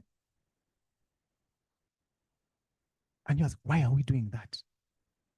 And so on and so forth. I would go to school, and my parents worked so hard to put us in the best schools. I'm so grateful, you know. They really worked so hard. But then, and they did everything in their strength to make us not feel any less than others. You know, they really did a good job. But then, like all of us will know, sometimes in passing, you hear people talking about their stories and where they're coming from. So one day I had one of my friends saying, and then they called me from upstairs that come down for supper. Okay? And I said, okay. I said, are you in a flat? He said, no, I was staying up. My room was upstairs. And as a little young man, I said, you know what? I would just like to come from upstairs and go down.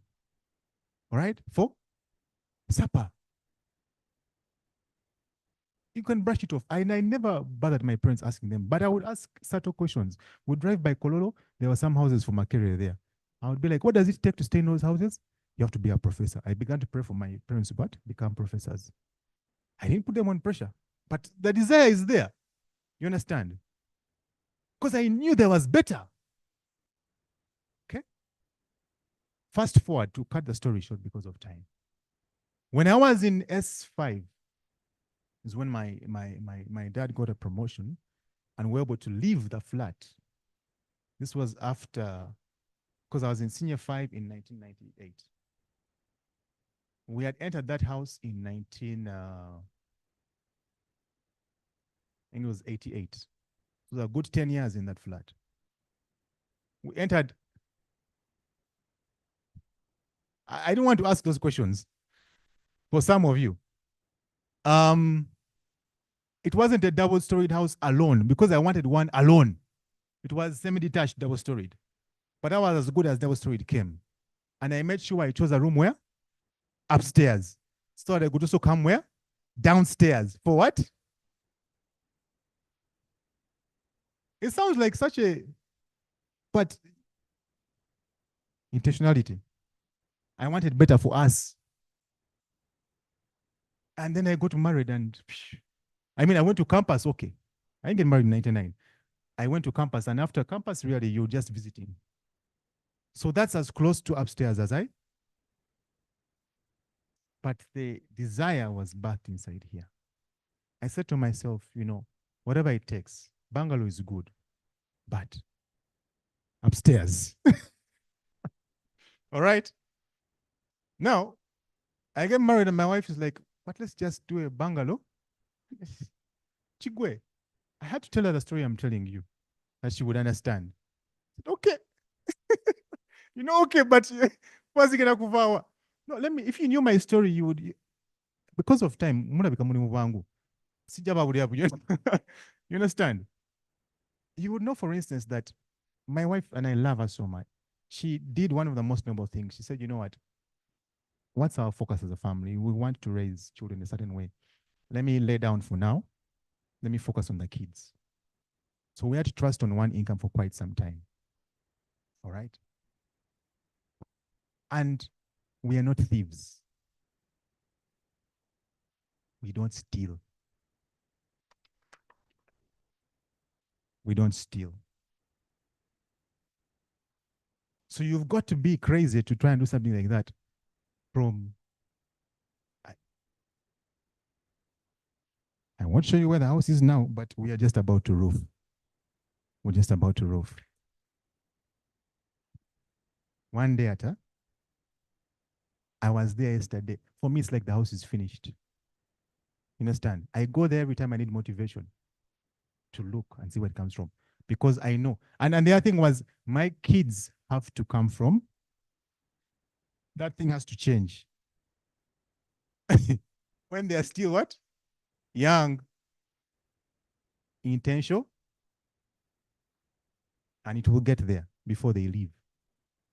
The oldest is in S2. So, tucha good day. Understand? If they go, we shall get others.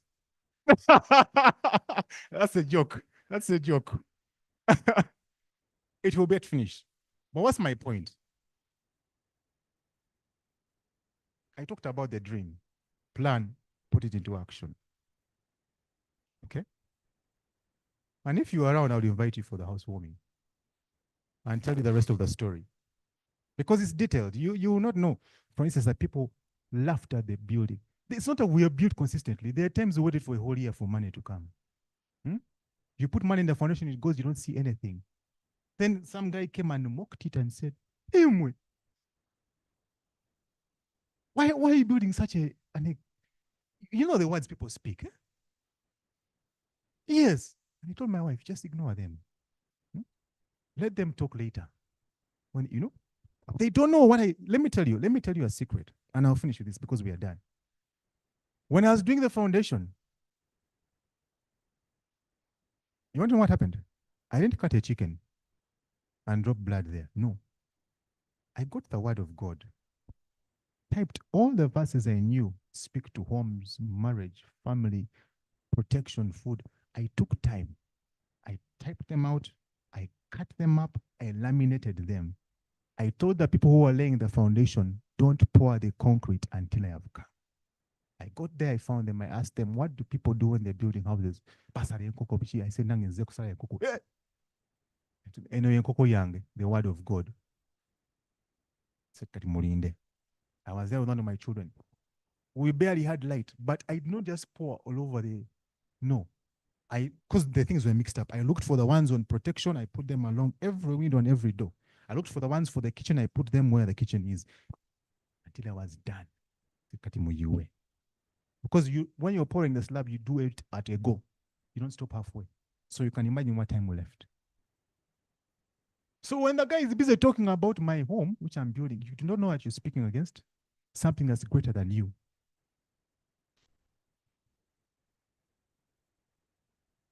Ladies and gentlemen, my encouragement to us is, let nothing stand between you and the life that you could live. Write your story and write it well. If you need to change it today and change it well. Start where you, I'm recapping for you now. Start where you are. Let nothing stop you. Let nothing hinder you. You will live a life of significance. Put yourself in the story. Put significance in the story. You have a mouth. I never used to talk like, I'll be a blah, blah, blah, blah, blah. That's how I was talking. put your strength in the story, stop trying, start doing. You come back 1 year down the road, you'll be amazed. Not even 1 year. For some of you, 1 year is a lot. 1 week. 1 week. Some of you even 1 day. You understand? If you just go to Twitter and say, me, I'm significant, you drop it there. You have 1,000 followers already. Who are you? Who are you? You understand? I'm telling you.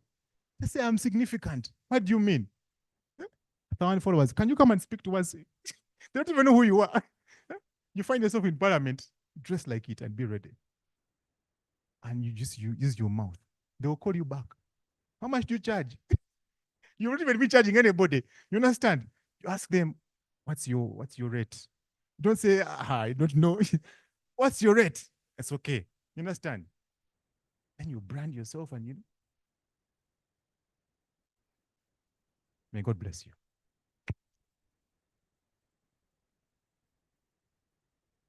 Matthew, I request you take a seat right there, in either blue or red. But blue looks good on you already. Another round of applause. A PML one. 1, 2. 1, 2, 3. 1, 2, 3. Let us also give him a URA hand clap. Asante sana. Yongeza tena. Thank you so much, Matthew. He's one lawyer. I studied law, but I ran away as well. I ran away. I went to public administration. I couldn't catch up with the speeds of asking for this, asking for that. But then that also shows you, if your intention with this, you can do whatever. You can be whatever you want, regardless of where you started from. Matthew, allow me thank you again. Thank you so much for giving us your time. There's a lot that we've picked, I believe so. I relate a lot with some of the things that you've been able to say. The visiting of your site, even when nothing is going on. I used to have a place I would go to every time just to look and say, something will happen. Something will happen. And I believe one time it will change. We have a lot of resources that you've talked about. The people that are with us, like he said, we are looking out for those that we don't have and failing to appreciate those that we do have. The knowledge that we are looking out for, you're looking for a scholarship, yet you have a phone with you without even thinking about how much you can get from this phone. This phone has Google. It has AI right now. Even if you put in anything that you want to learn, it is here.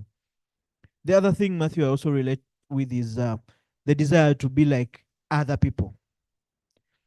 You may not be me, I may not be you, and I will never be you. What is that you are doing? If I took a random question to all of us, what is that one thing that you think you can stand up and do better than any other person? Right? What is that one thing that you think you can do and you're good at it and you can speak about it and you can inspire others to do it? Matthew, we also have the negative talks. We are the best distractors of our own. Because of the story that you had when you were growing up, you believe you're the worst person. I can relate. I'm just returning from Mandela Washington Fellowship of 2024. Yes. And one of the things, we had an exercise. It was emotional intelligence. And there was a screen like this. So they told us to log in. They had a QR. So you log in and say anything. So the question was, what is that one thing that you can't do? Like, bad thing about you. And people had different answers. One was saying, I don't think I am handsome enough. I don't think I have the money to do this.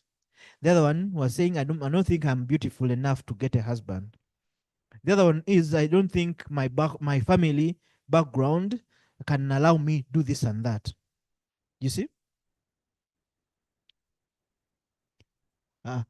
So when all this was going on, the facilitator was telling us that, do you know that you're the one that actually knows that you're ugly, that you're not beautiful, when I look into this class, I don't see anyone who can fail to get a wife. Why do you speak bad about yourself? Why do you convince yourself that you can't do this, you can't do that? Negative talks. As you prepare your questions and any submissions, we also have one thing I've noted is as adults, we don't want to learn new things. If I told you today we are going to a class where you're just going to learn a new subject with new alphabets, would you be so comfortable? Would you? I don't think so. We wouldn't. So we have this feeling, Matthew, that we think as an adult, if I try out something, I should be knowing it. Like if I walk into the swimming pool like this, I should be able to swim. I'm an adult. If I can drive that big vehicle, if I can do this, swimming shouldn't be. So when you fail, you just hide away. As a big man, how do they see me drinking water? How do they see me drowning? We need to change that. With all that said, one, I would like to thank you once again and invite members quickly to have your contributions, questions, and anything that you want to do, because we have some tea there. In case you can walk slowly without making others uncomfortable, you can pick it and join us as we wind this. We need to be out of here by 12. Can I hear from you? Tim, Timothy, can I have the other microphone? We have another microphone. Okay. Hands up, members, so that I can pick on you. Online team, you're welcome to give us contributions.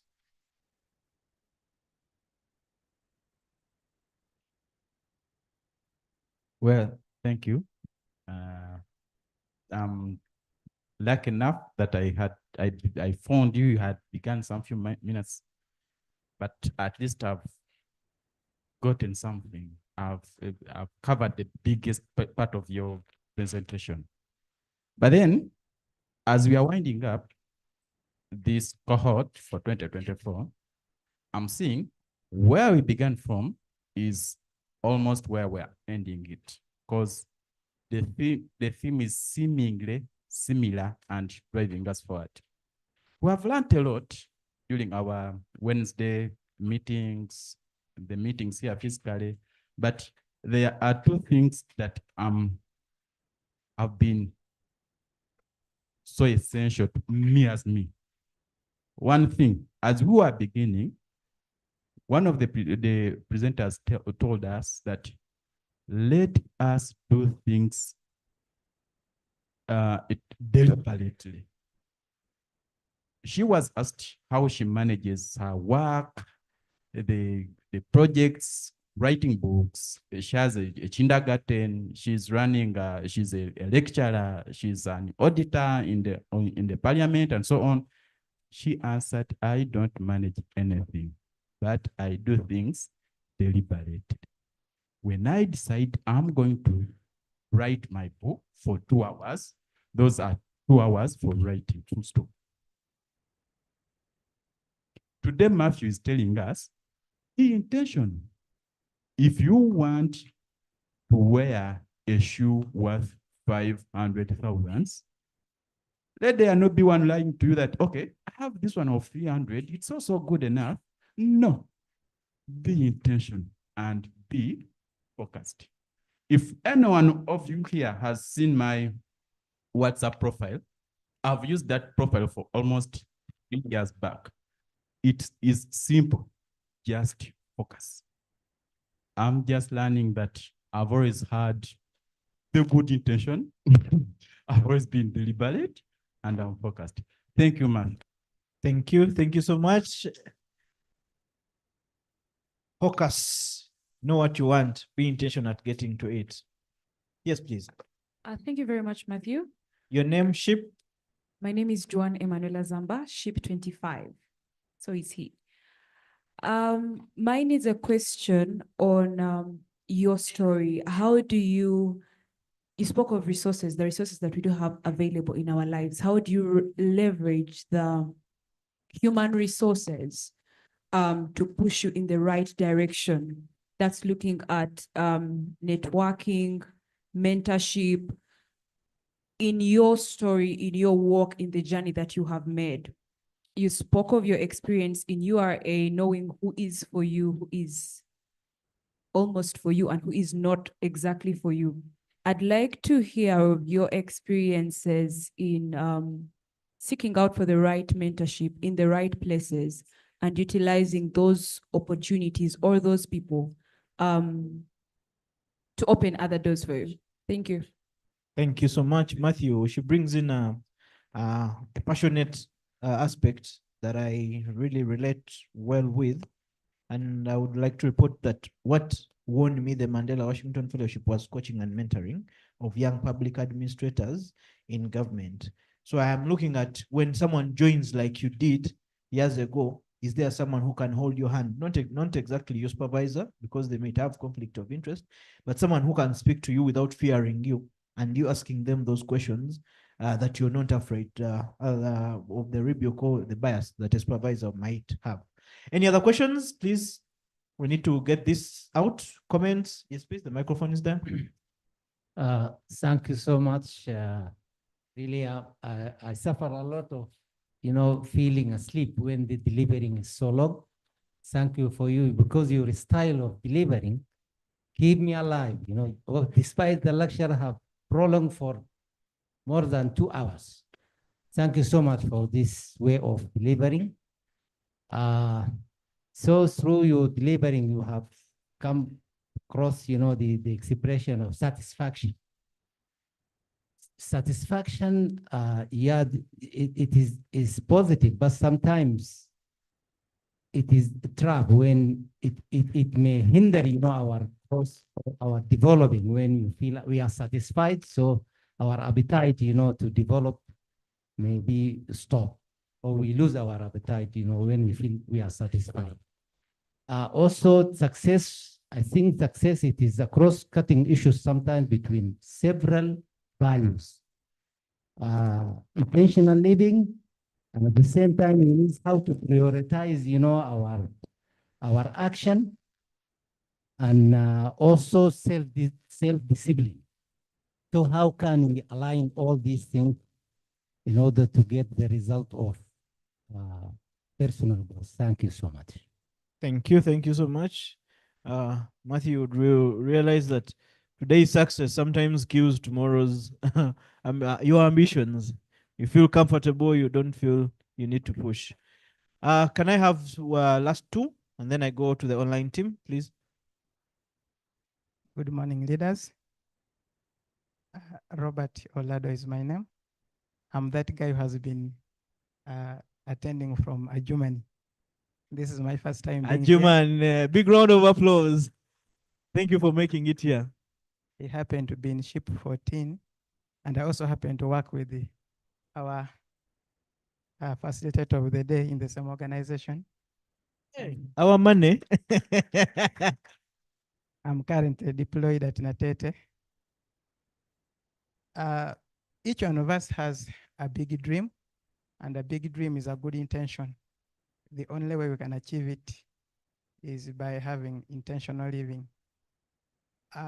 To achieve whichever dream that we purpose to, we always need a backup of resources and people that are really supportive. However, many times we are surrounded by those who give negative energy. My question is, how do we deal with this to ensure that we progress real well? The detractors, the ones that don't think you'll make it, like Denzel Washington, you're black, we don't think you can take a lead role. Yes, please. Okay, good morning, everyone. My name is Sophie, and mine, SHIP 15, mine is an appreciation, but as well a question, but doesn't belong to someone who is in this room. When I look at Mr. Matthew Mugabe, he's very proud of his wife. So a happy, do they say a happy husband, a happy wife, or a happy wife, a happy husband? Happy wife, happy home, happy life all together. First of all, I would love to thank your wife much as she's not here, you're very happy. You look happy. You're smart, organized, and so proud of her. So I thank her for that. And when you mentioned the 17 years, so many people are already tired by that time. So I would love to know how she gives you the backbone to keep achieving what you're achieving. Thank you. Thank you so much. I will wrap up with this for the physical team. I've lost my charts. I have lost my chat. Who was the Zoom call there? I have lost my chats. There were some questions. Can you open for me the questions? Yeah, the Mildred, can you open for me the questions here? The chat here. The chat here.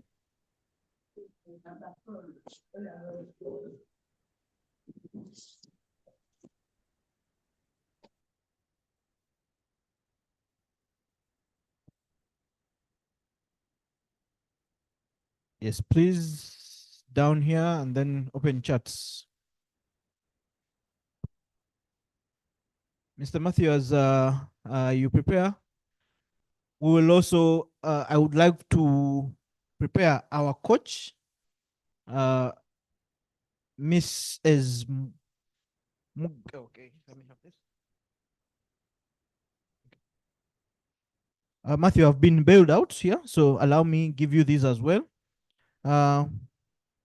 People are appreciative, first of all, on the online team. They are saying thank you so much for the presentation. You've touched their hearts. Well, my question is, how do you choose what to do in case you have more than two things you are passionate about? How do you overcome procrastination? You have two choices. We are fighting with them. How do you choose?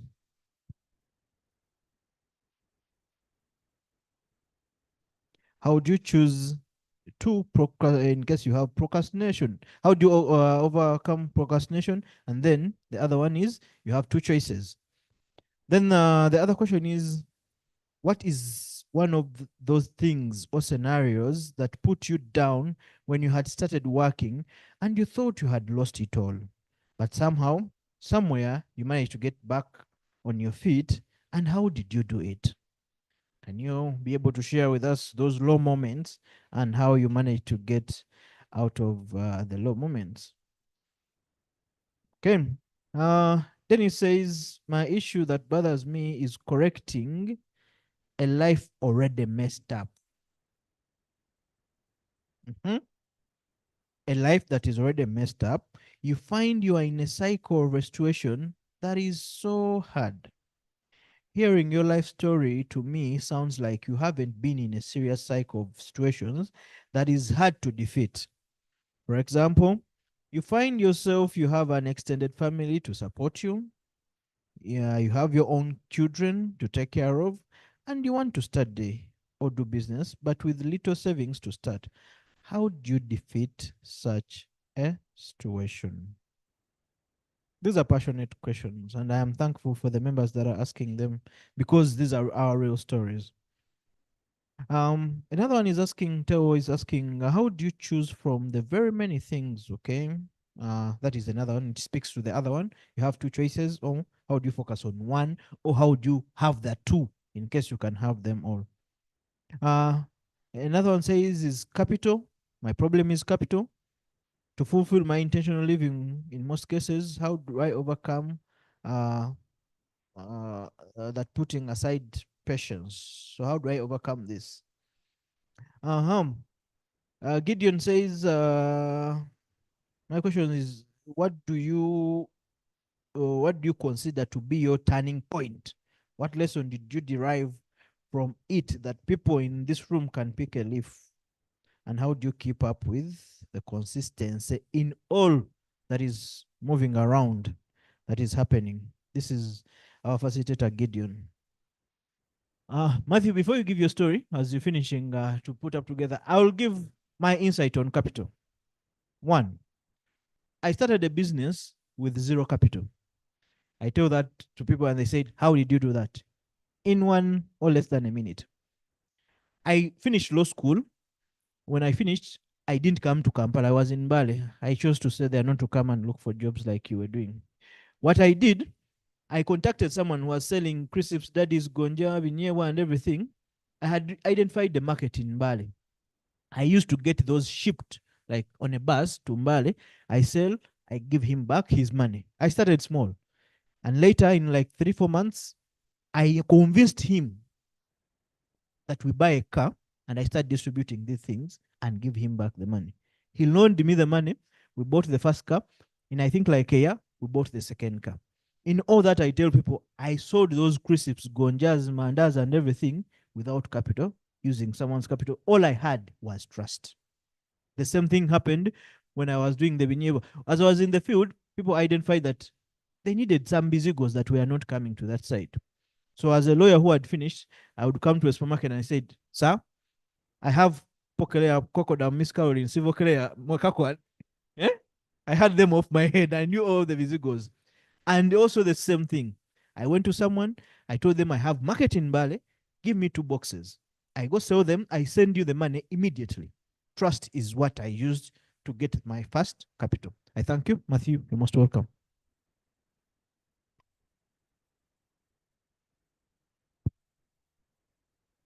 Rajab, thank you very much.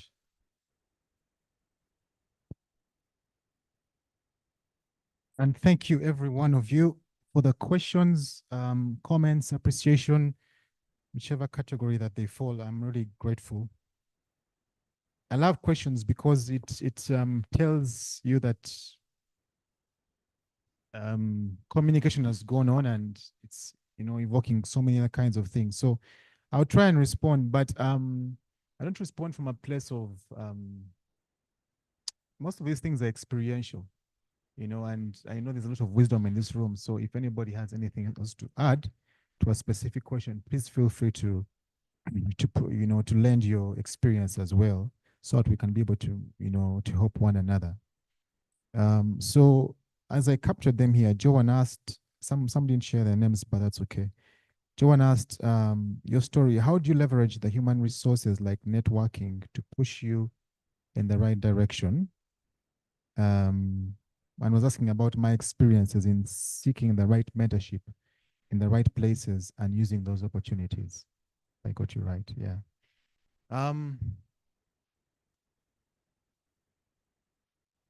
The holistic Joan, yeah, has so many things in her that nobody else knows. Okay, you have been gifted by God with unique talents, unique gifts that, when put together, define Joan, or the Joan who is a work in progress, because you are seeking continuous improvement like I am. All right.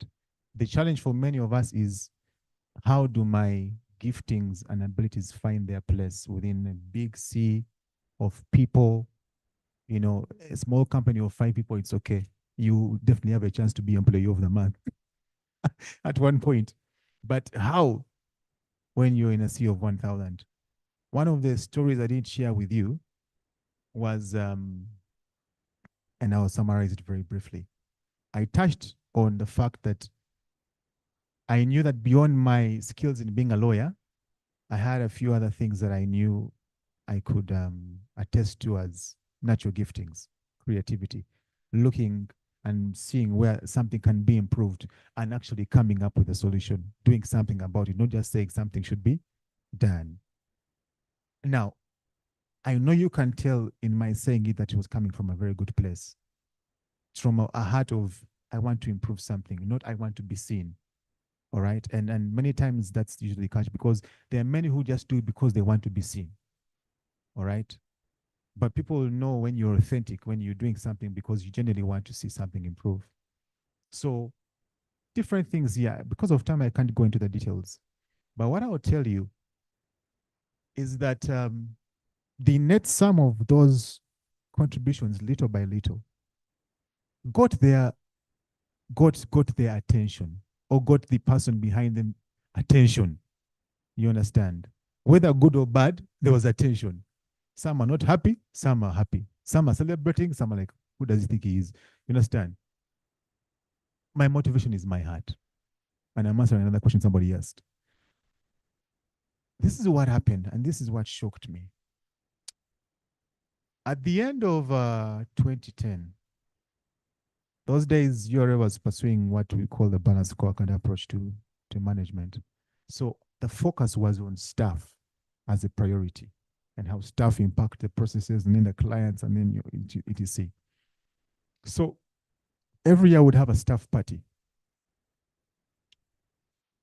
That particular staff party for that year, every department was asked to choose employee of the year.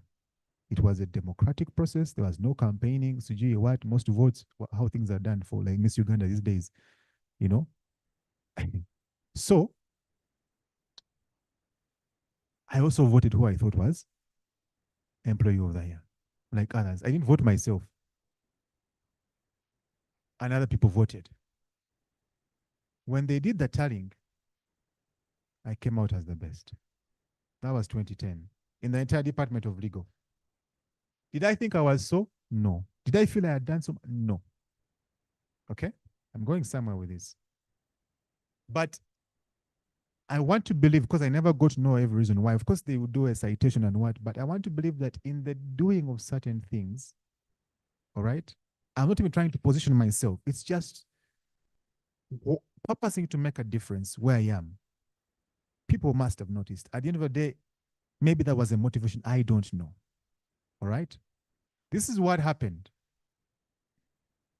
It was such a grand event. It came and it went. There's never been another like that. And I kind of feel like, I think God just did it for me. I feel that way, and I'll tell you why. There was such a long, I don't want to call it a catwalk, but we had to walk.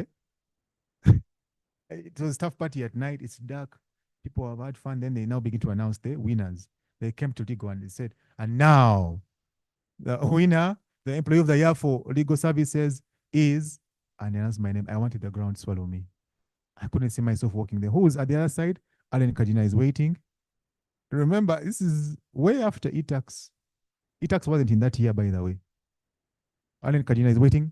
Jennifer Musisi, the commissioner legal, was there. These are people you know. What was the prize? I had only known because I had seen the other departments, the other employees of the year who were being awarded before they called my name. There was a trip for 2 to any destination in East Africa. There was a plaque. There was a check of $500 spending money for wherever it is that you would go, and a certificate. So I walked. There were haters looking, and I knew who they were. But there were also who? Enablers who were watching, and I knew who they were. You understand? And again, I shook Alan's hand and Jennifer.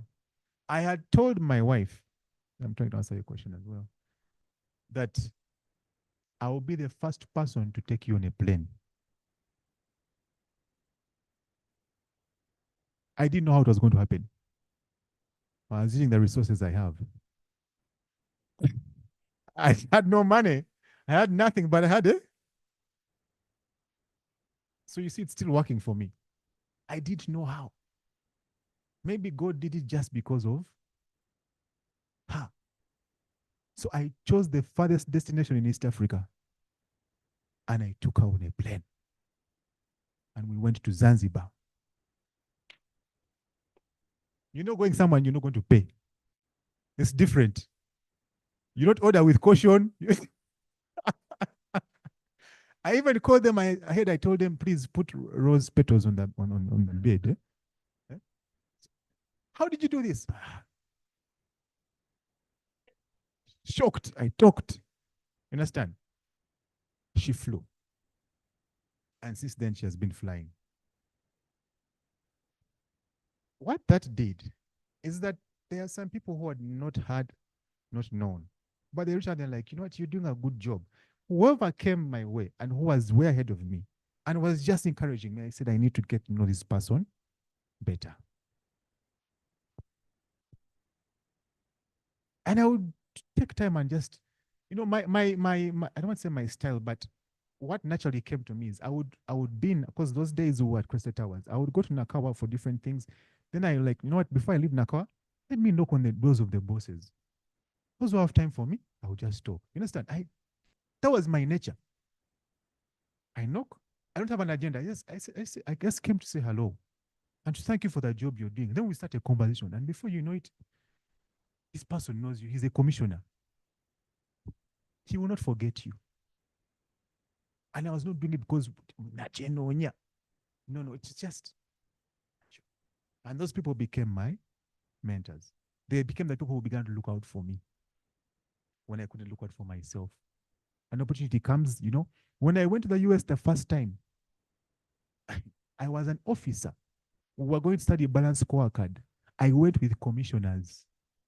In fact, I thought it was a trap. While listening an officer among commissioners, I didn't know who we were going with, but my commissioner looked for me. She jumped all the other people. I went for 2 weeks on account of you. For the first time, I had $2,400 in my hands. I had never held that kind of money. I had flown before, not USA and not paid for.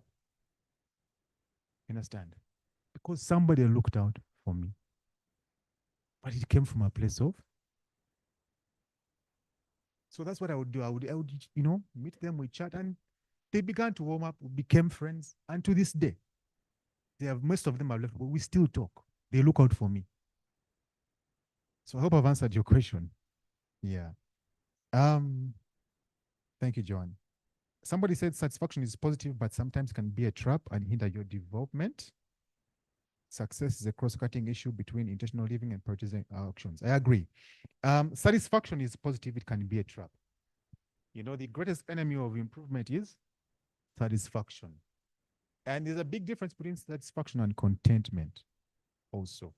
So we need to have the right perspective.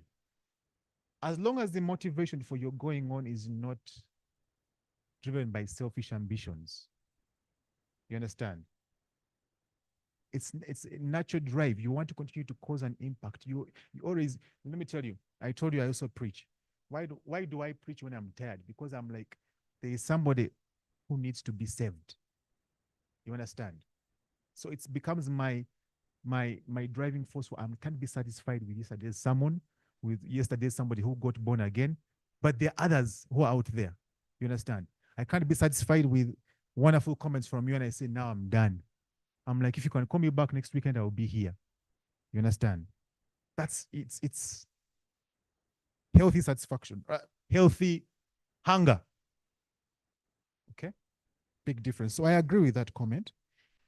Let it not become a foundation for procrastination, especially if it's driven by healthy ambitions.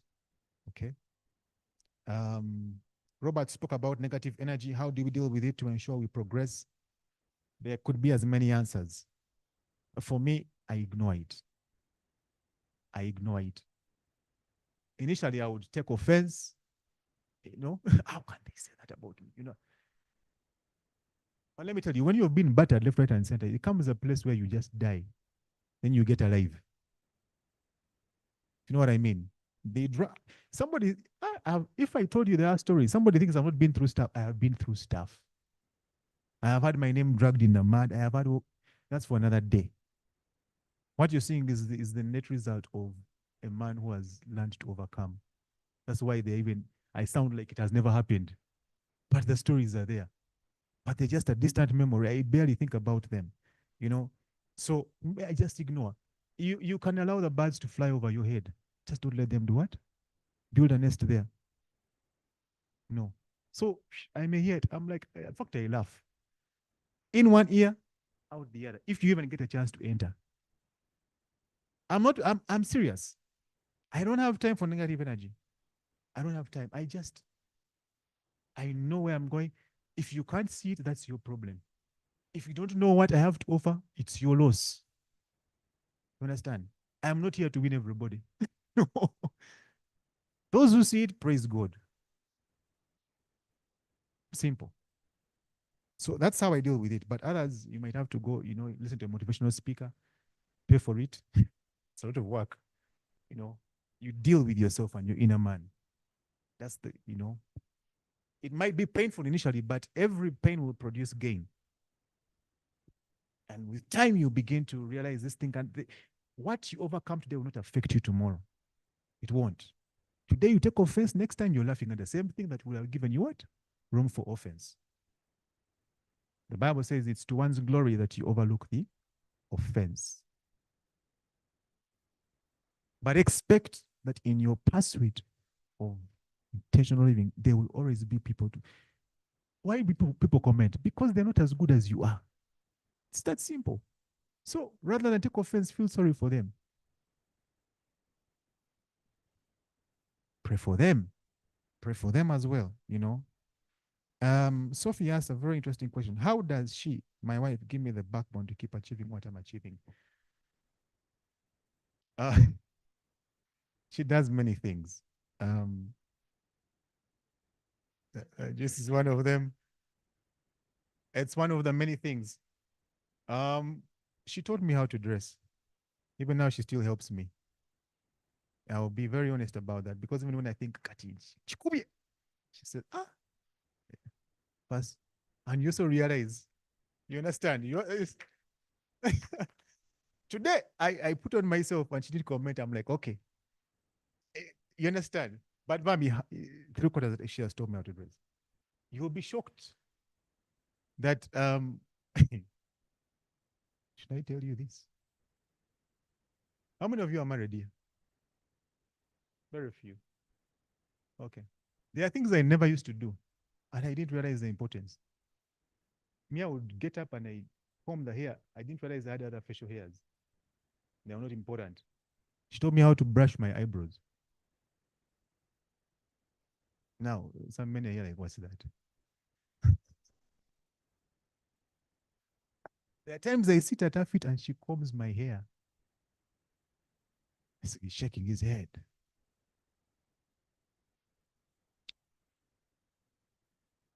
But those things aside, she prays for me. She prays for me. She believes with me. She supports me. She asks me the hard questions.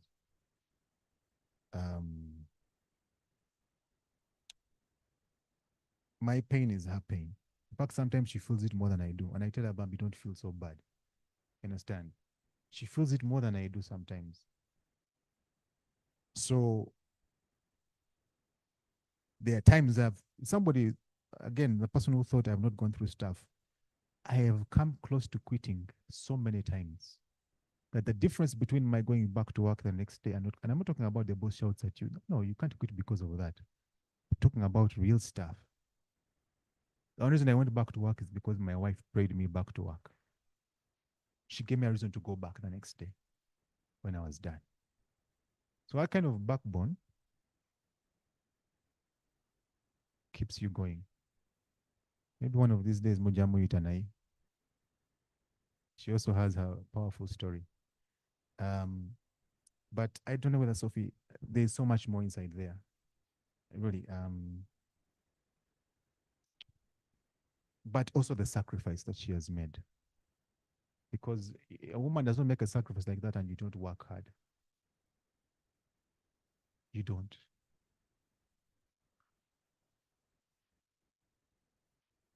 For the last 8 years, if I told you what I have had to ignore daily and go to work, you would say what? If I told you the reason why. But there's something I've been dealing with for the last 8 years, and it's in my face every day. The kind of thing that would make you not be able to get up every day. But I have gone every day because of her.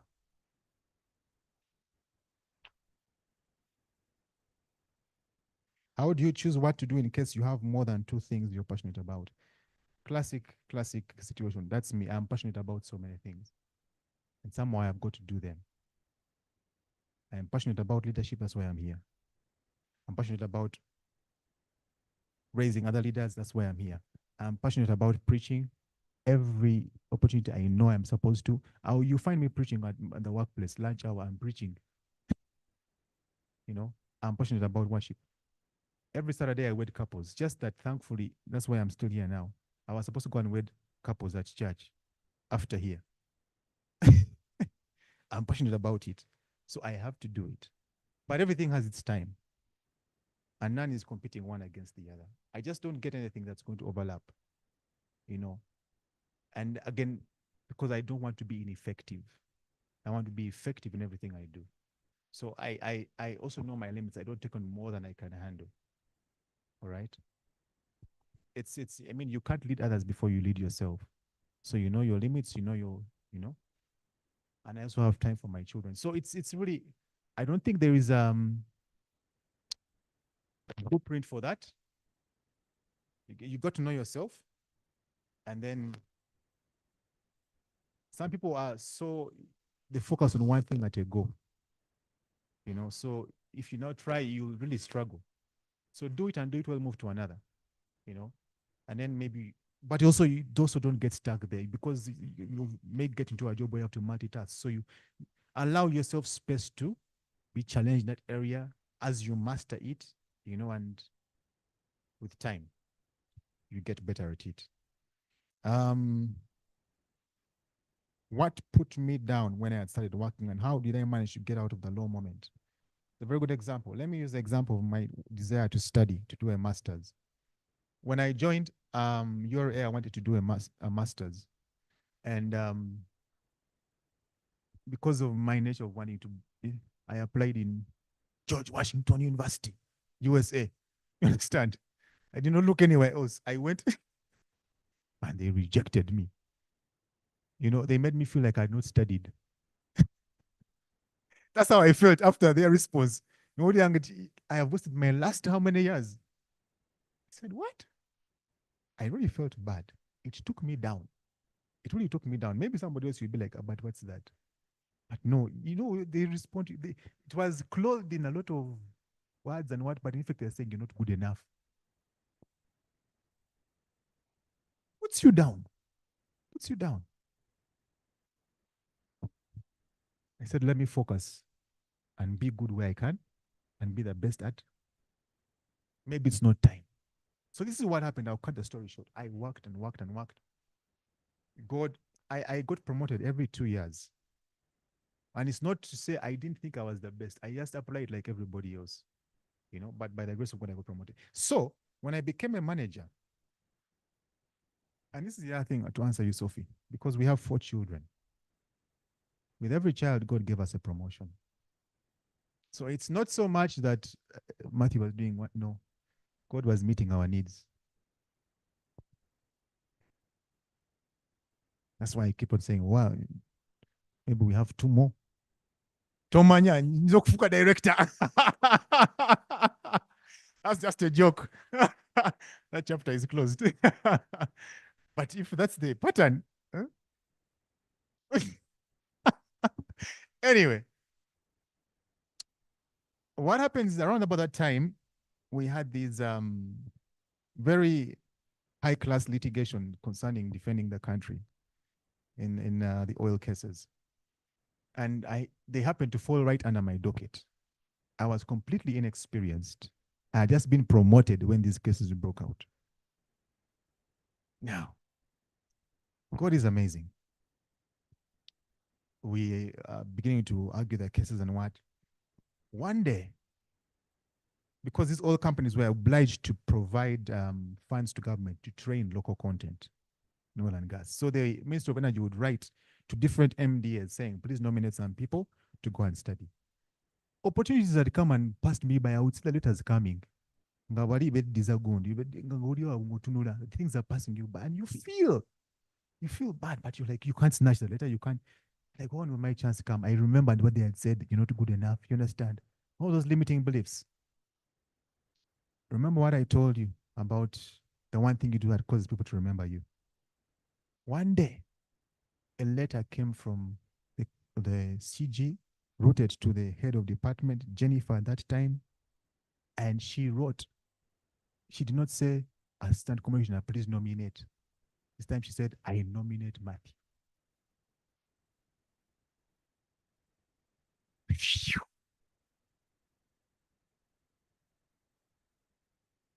So never worry about the detractors. Never worry. It came. I now wish I had sent that thing to George Washington University. You understand? But again, you see, I was going to pay for myself in George Washington University. I applied. I didn't even have the money, by the way. I didn't have the money. I was just, being intentional, as they say. This thing came and it was basically saying, identify the university you want to go to.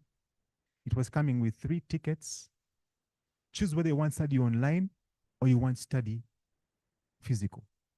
Silver platter, as they call it. I mean, who does that? Only God. So I knew I had a family. I'm like, you know what, physical, young family, young kids? No. So I found a university that had online. I enrolled, studied. It was a bit longer, but I studied. Now, this is why it gets better. It's an oil and gas course.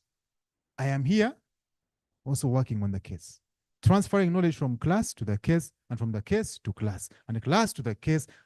And the professors were like, they're like, how long have you been in the industry?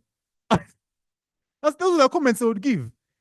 And I'm like, I've not been here long at all. I'm like, but your knowledge is different.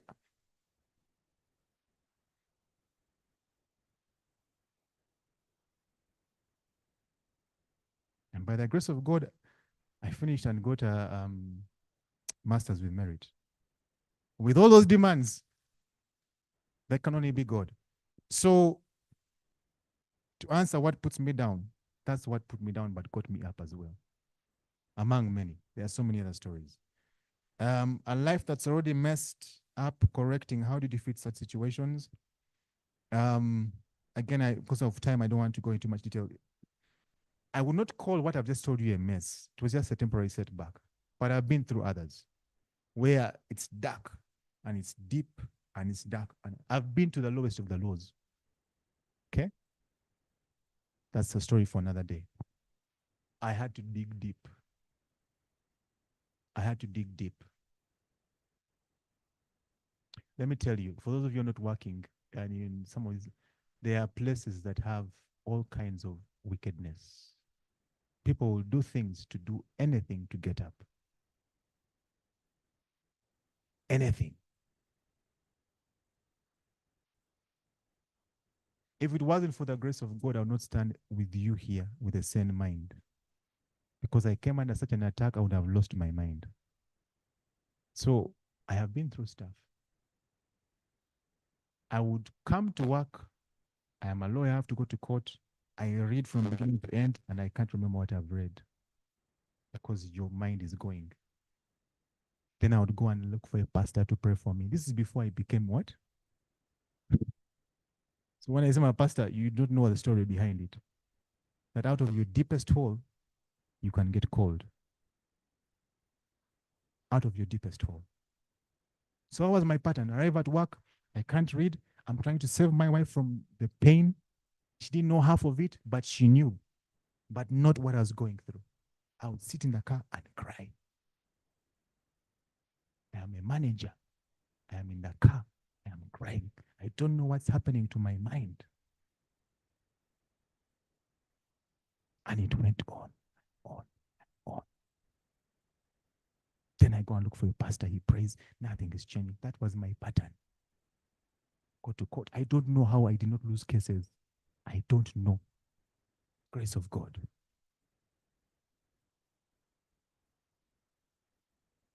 One day, I went to a church I'd never been to, Miracle Center. I would not have told you sorry if you're not asked. And I met Pastor Robert. I had never met him before. God will position people that you need at the right point and the right time to get you back up on your feet. I had tried several times to meet him. I had failed. So what happens? I had given up. Then one day in the middle of because even in the middle of your pain, you still have an opportunity to be a blessing to others. You do so. Don't get so consumed that you stop being a blessing. Somebody needed a lift, a workmate, to go home. Who was that? The current ED of NIRA, Rosemary Chisembo. I gave her a lift. We began to talk. She had some challenges. I shared mine. She said, have you seen Pastor Robert? Can you imagine? I didn't know she goes there. I said, no, I failed. She says, no, let me give you a number. She gave me a number to call. So next day I go there and I call. I didn't know this woman. She came out of the room. She's Pastor Jessica's personal assistant. She saw me. She's like, I last saw you many years ago when you were. I'm like, I don't know her. She tells me the story. We used to come to your home as students in the flat I told you about. They were on the executive of the Christian Union of Makere. They would come home for tea. We would see students in and out of the home all the time. So I'm talking about starting where you are. Open your home up for something, okay, of good intentions. Now, my parents, in giving of their time, did not know that their son many years later would need to harvest from that seed they planted through this woman who I couldn't remember until she told me who she was. I'm like, okay, maybe you used to come. I need to finish the story. She got me to see Pastor Robert. He prayed for me that day. And that's the day he told me, he prophesied and said, you will become an assistant commissioner in my darkest, deepest moment. Less than 1 year later, I was an assistant commissioner.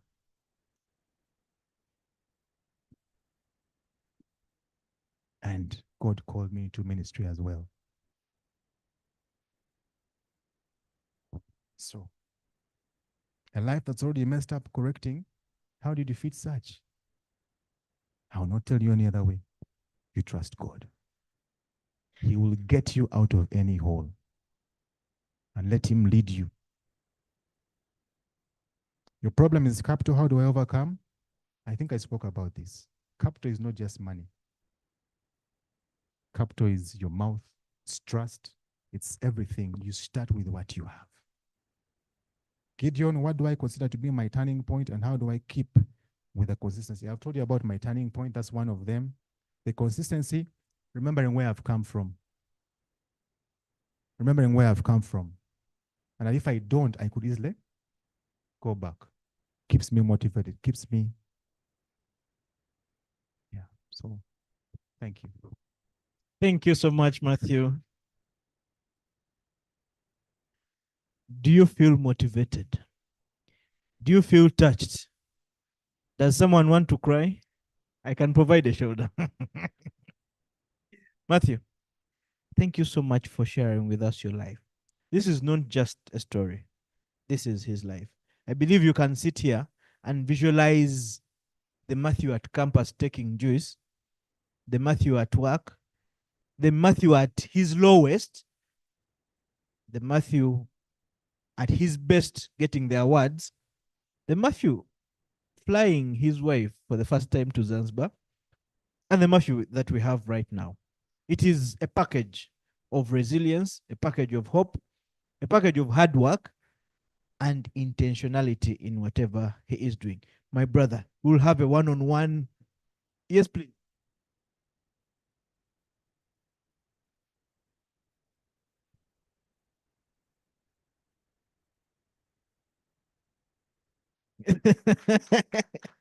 What's your name? Robert. Are you RA people known for? Is it what you want to say? I don't think so. Thank you so much. Shalon, I would just request Mildred and your team just 1 minute to allow Shalon to greet us, and then we'll be out of here. Shalon, are you able to hear me? Can you check your microphone?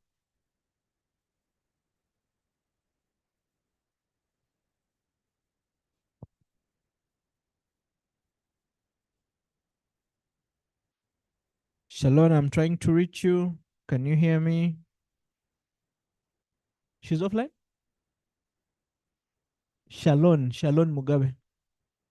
She has dropped. Oh, sorry, we can't have Shalon. With those words, members, Shalon, can you hear me?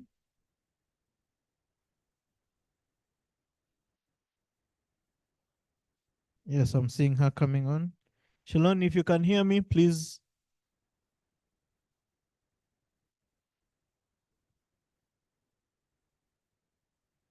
Shalon, we're here. We just want to hear your voice and know that you're good.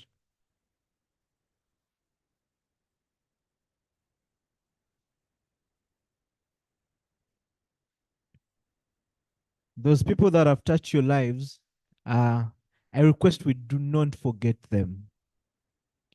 Do not forget people that have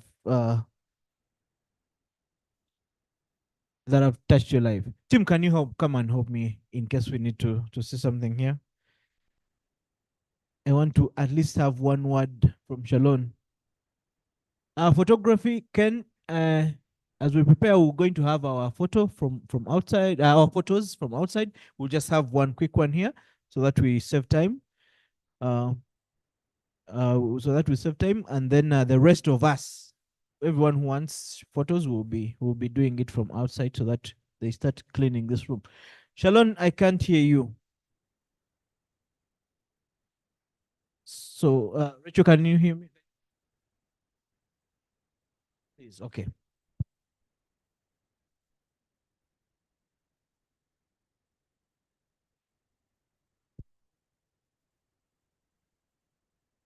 Thank you very much, Mr. Mugabe.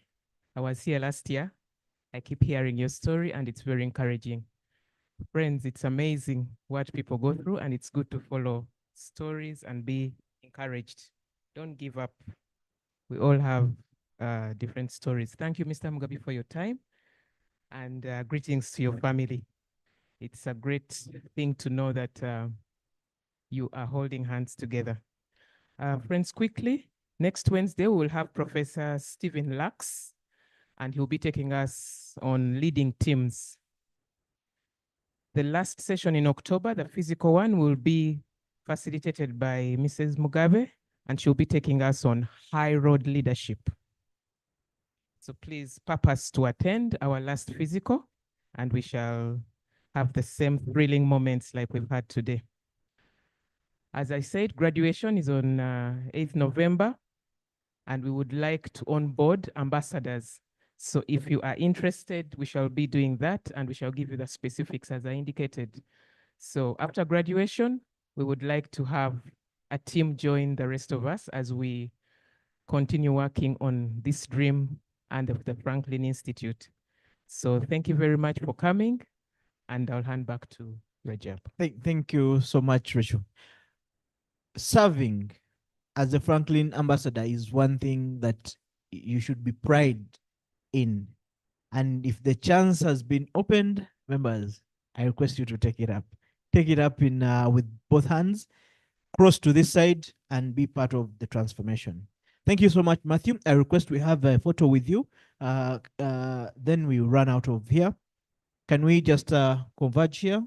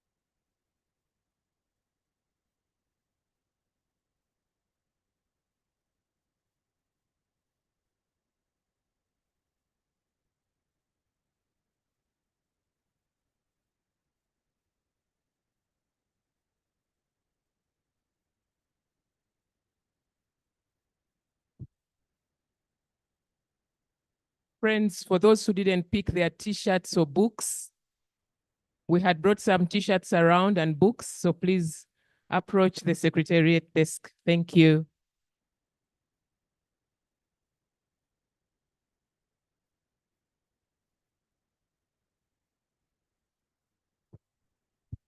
Thank you very much, the online team. We love you and thank you for participating for today's session. Have a wonderful weekend. Thank you. God bless you, and thank you, Rachel. Thank you, Jab. Thank you, PML 2024. My network kept breaking, but I was on until Matthew finished.